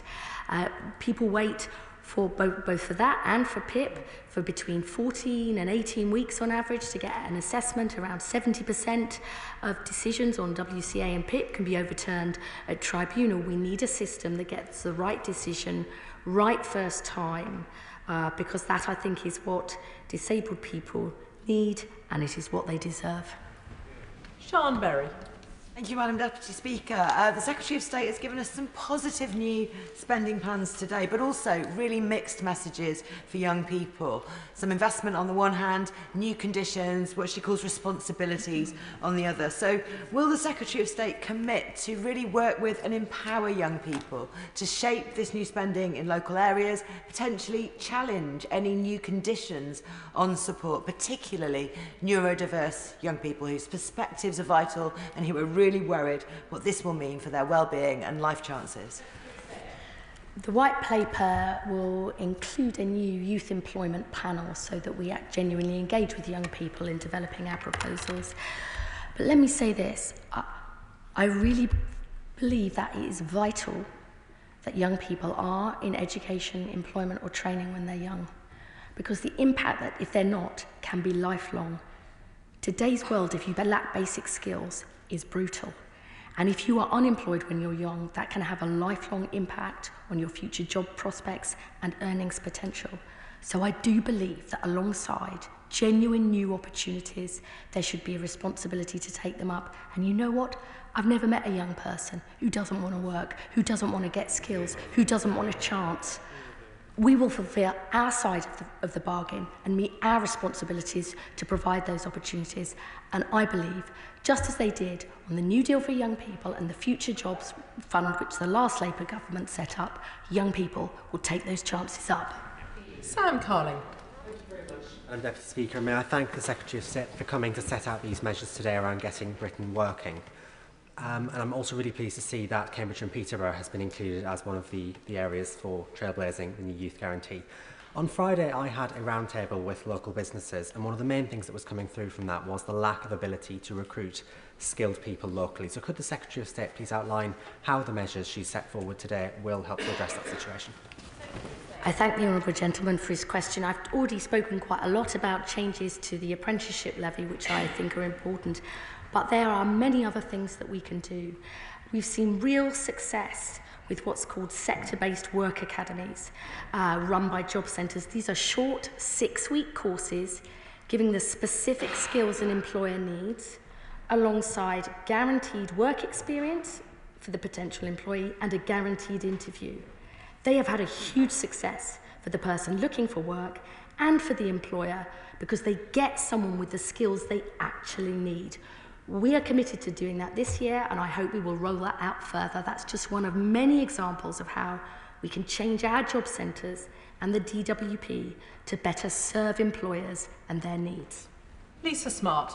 Thank you very much, Madam Deputy Speaker. Stepping Hill Hospital in Hazel Grove has a huge repairs backlog, reported at being £130 million. We've had buildings knocked down because they're no longer safe, medics wading through flooded corridors, and most recently a light fitting falling down in a delivery suite when the couple were in active labour. This has a massive impact on the waiting lists and consequently the amount that my residents can work, including Anthony from my area who got in touch yesterday, waiting for rehab post a heart attack in June. Can the Secretary of State confirm that any extra funding will go to what local communities need in order to get back to work? Many of my constituents are as keen as mustard, but they're on waiting lists, rather than the most wonderful work coach who can do very little when somebody's awaiting surgery. The Honourable Lady raises a massively important point, and I'm really sorry about what her constituents are experiencing. We've got to get people back to health and back to work. I mean, it is no wonder that so many people are out of work due to long-term sickness when we've got waiting lists at near record levels. That's why my Right Honourable friend, the Health Secretary, is sending in extra help, including doctors, to drive down waiting lists in the areas that need help most. It is a no-brainer to me that you've got to get people off the waiting list to get them back to work. That's what I mean about a healthy nation and a healthy workforce being two sides of the same coin. Jen Craft. Thank you, Madam Deputy Speaker. Thurrock Lifestyle Solutions in my constituency are an excellent example of good practice in helping disabled people enter and stay in the workplace. They are particularly successful because they embody that maxim, nothing about us without us, run by, led by, designed by disabled people themselves. Will the Secretary of State commit to taking these kind of examples of best practice into consideration and ensuring the voices of disabled people and those with long-term health conditions are put at the very heart of this strategy? Yes, and I think what she and many other honourable members today have highlighted is lots of individual examples of really good working, but we're not joining it up. It's not actually a central part of our employment system, when it absolutely should be. We know we need extra investment, and the Chancellor's put £240 million into this, but we are already spending money that we're not getting the most out of because it's not coordinated and joined up. That's what we mean by investment and reform together. If this is locally led with the right people involved who are doing all this fantastic work, we can make a really big difference. Sammy Wilson. Thank you, Madam Speaker. First of all, can I welcome this initiative from the government and recognise as well that this is not a problem which has been created by the government. This is one which has been with us for a long, long time and started long before July of this year. Northern Ireland has got the highest level of economic inactivity, despite the fact that I can think of many initiatives in my own constituency for people with learning difficulties, for apprenticeships in certain sectors, for the work of local colleges, etc. And yet, despite all of that, this problem persists. And that's in a case of full employment, practically. Can the Minister give us an assurance that despite the fact that we now have a budget which is going to make it more difficult to recruit, that she can set objectives for the number of people who she believes can be brought through from unemployment to work as a result of these initiatives? The right honourable gentleman raises so many important points there, and as I said earlier, it is absolutely the case that Northern Ireland has the highest levels of economic inactivity. We will be setting clear objectives for our plans as we work with the devolved administrations and with local levels to get the levels of economic inactivity down.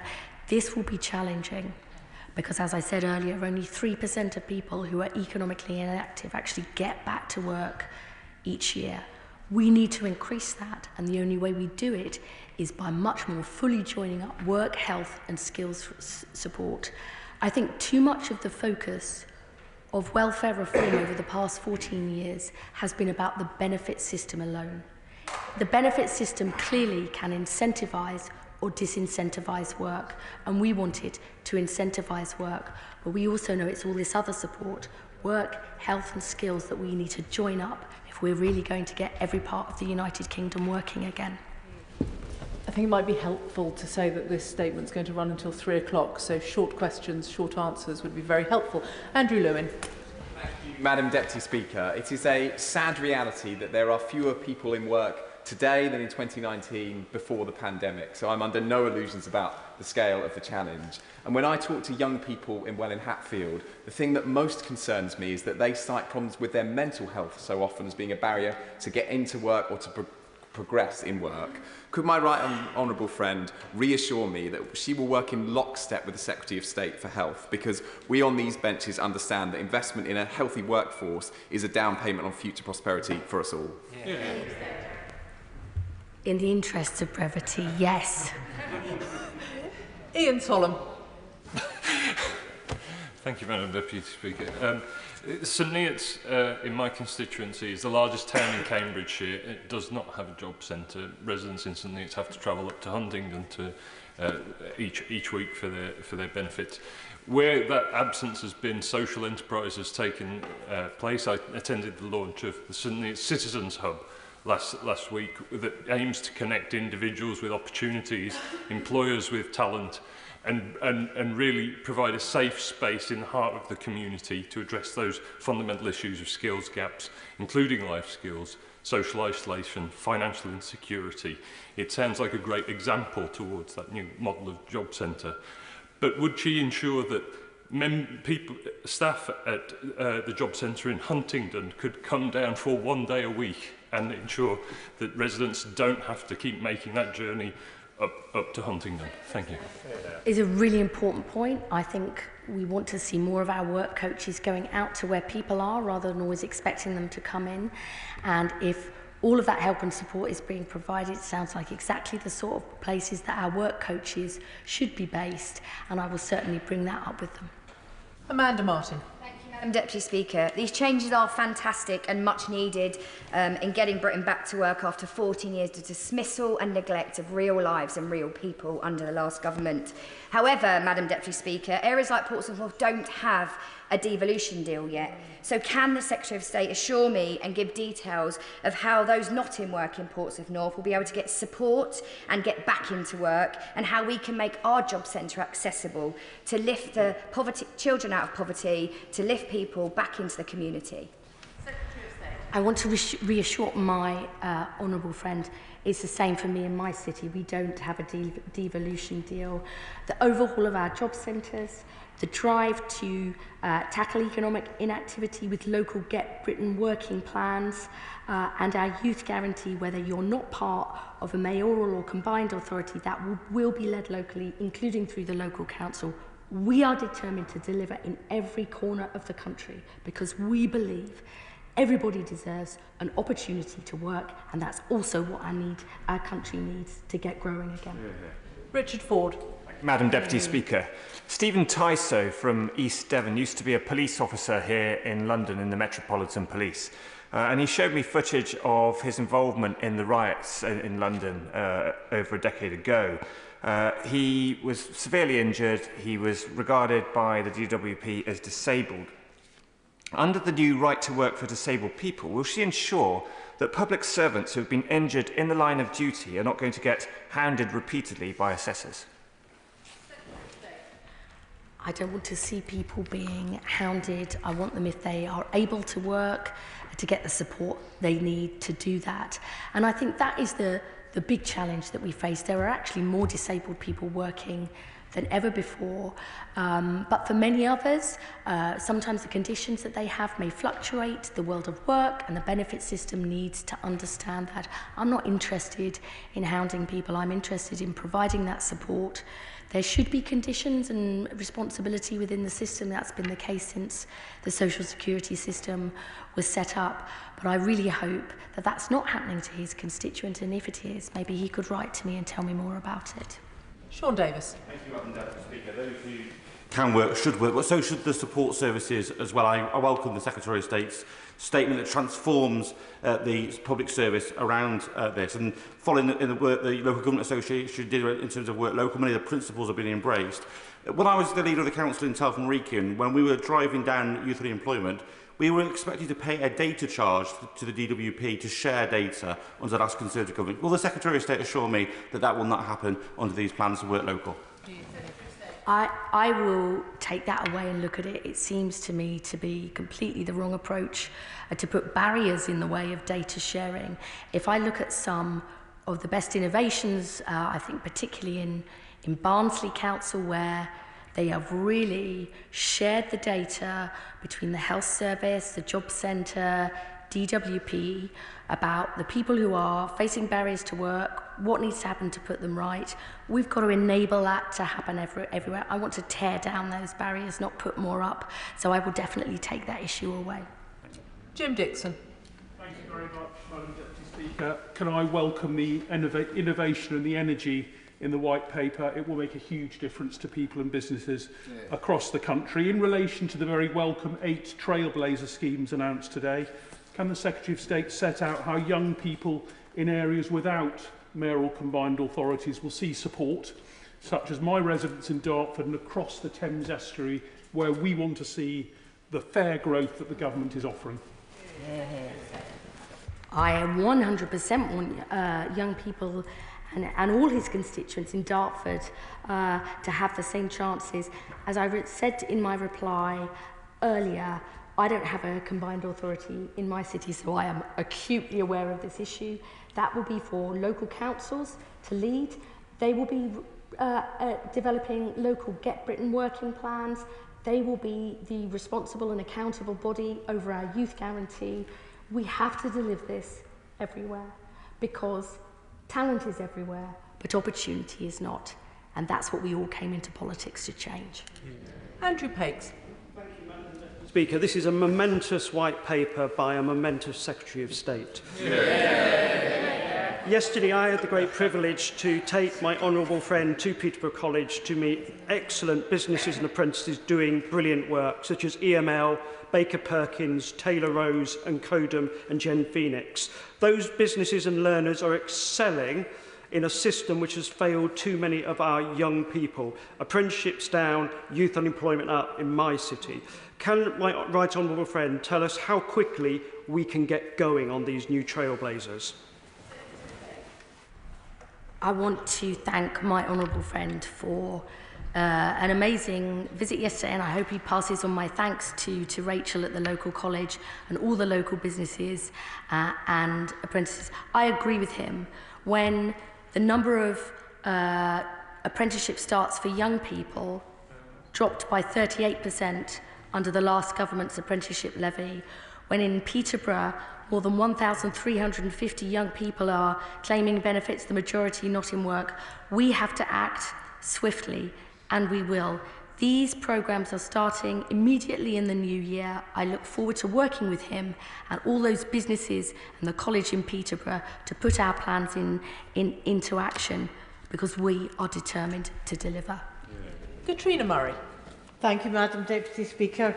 And I want to draw the House's attention to my register of interest and the work that I did prior to entering this place. It is difficult enough for a disabled person to enter employment. It is even more difficult for a disabled person to remain in employment if the employers are not aware or are not accommodating to their disabilities and the reasonable adjustments that they might need. I asked my honourable friend that within the debate on this white paper, that the work of exemplar employers is picked up and is credited, that have a recognition of the work, of the value that disabled people can bring to all workplaces. And I would also invite her to work with come and meet my old team in the employability service within NHS Lanarkshire, who have worked not just with Project Search, but with disabled persons.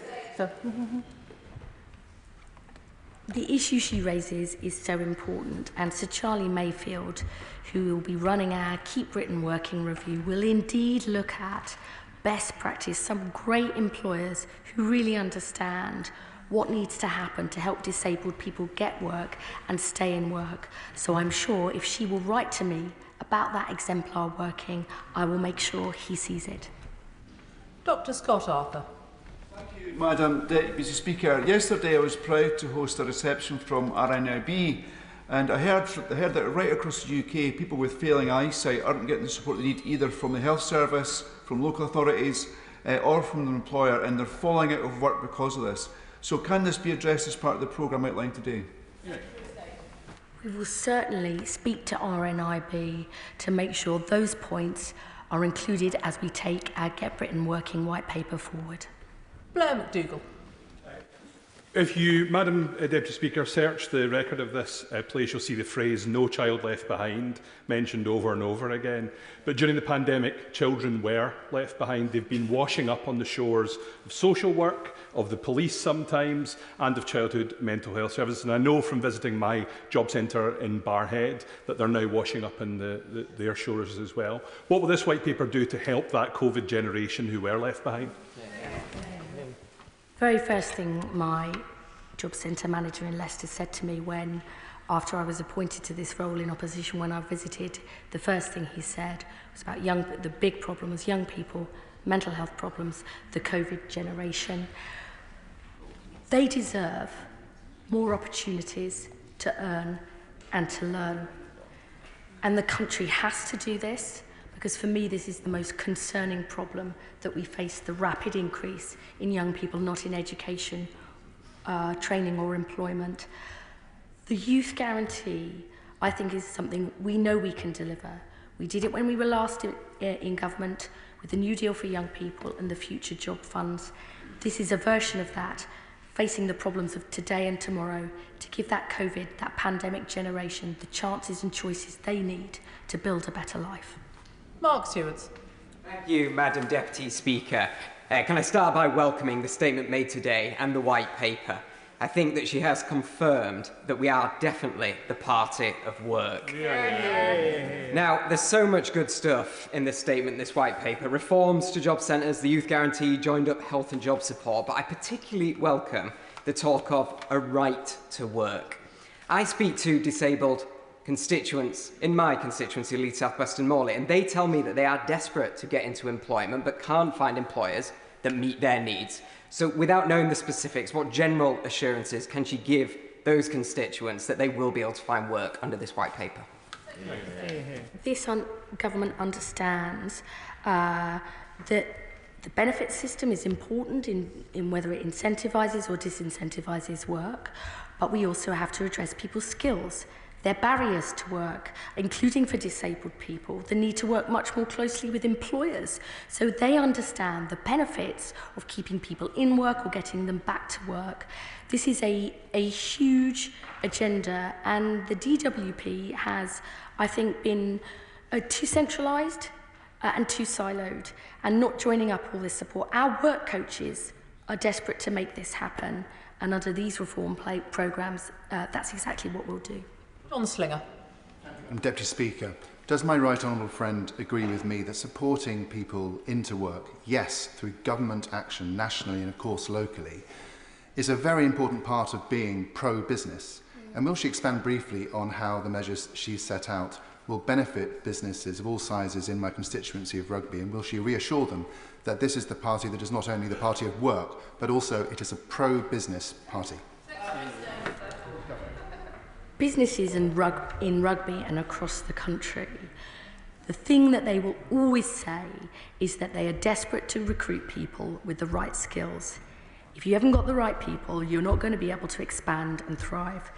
This is a pro-business strategy to get Britain working again, so we get Britain growing again. My honourable friend, the Minister for Employment, says we are the HR department of the growth mission, and I hope businesses in Rugby will see that and work with us to make sure we get this right.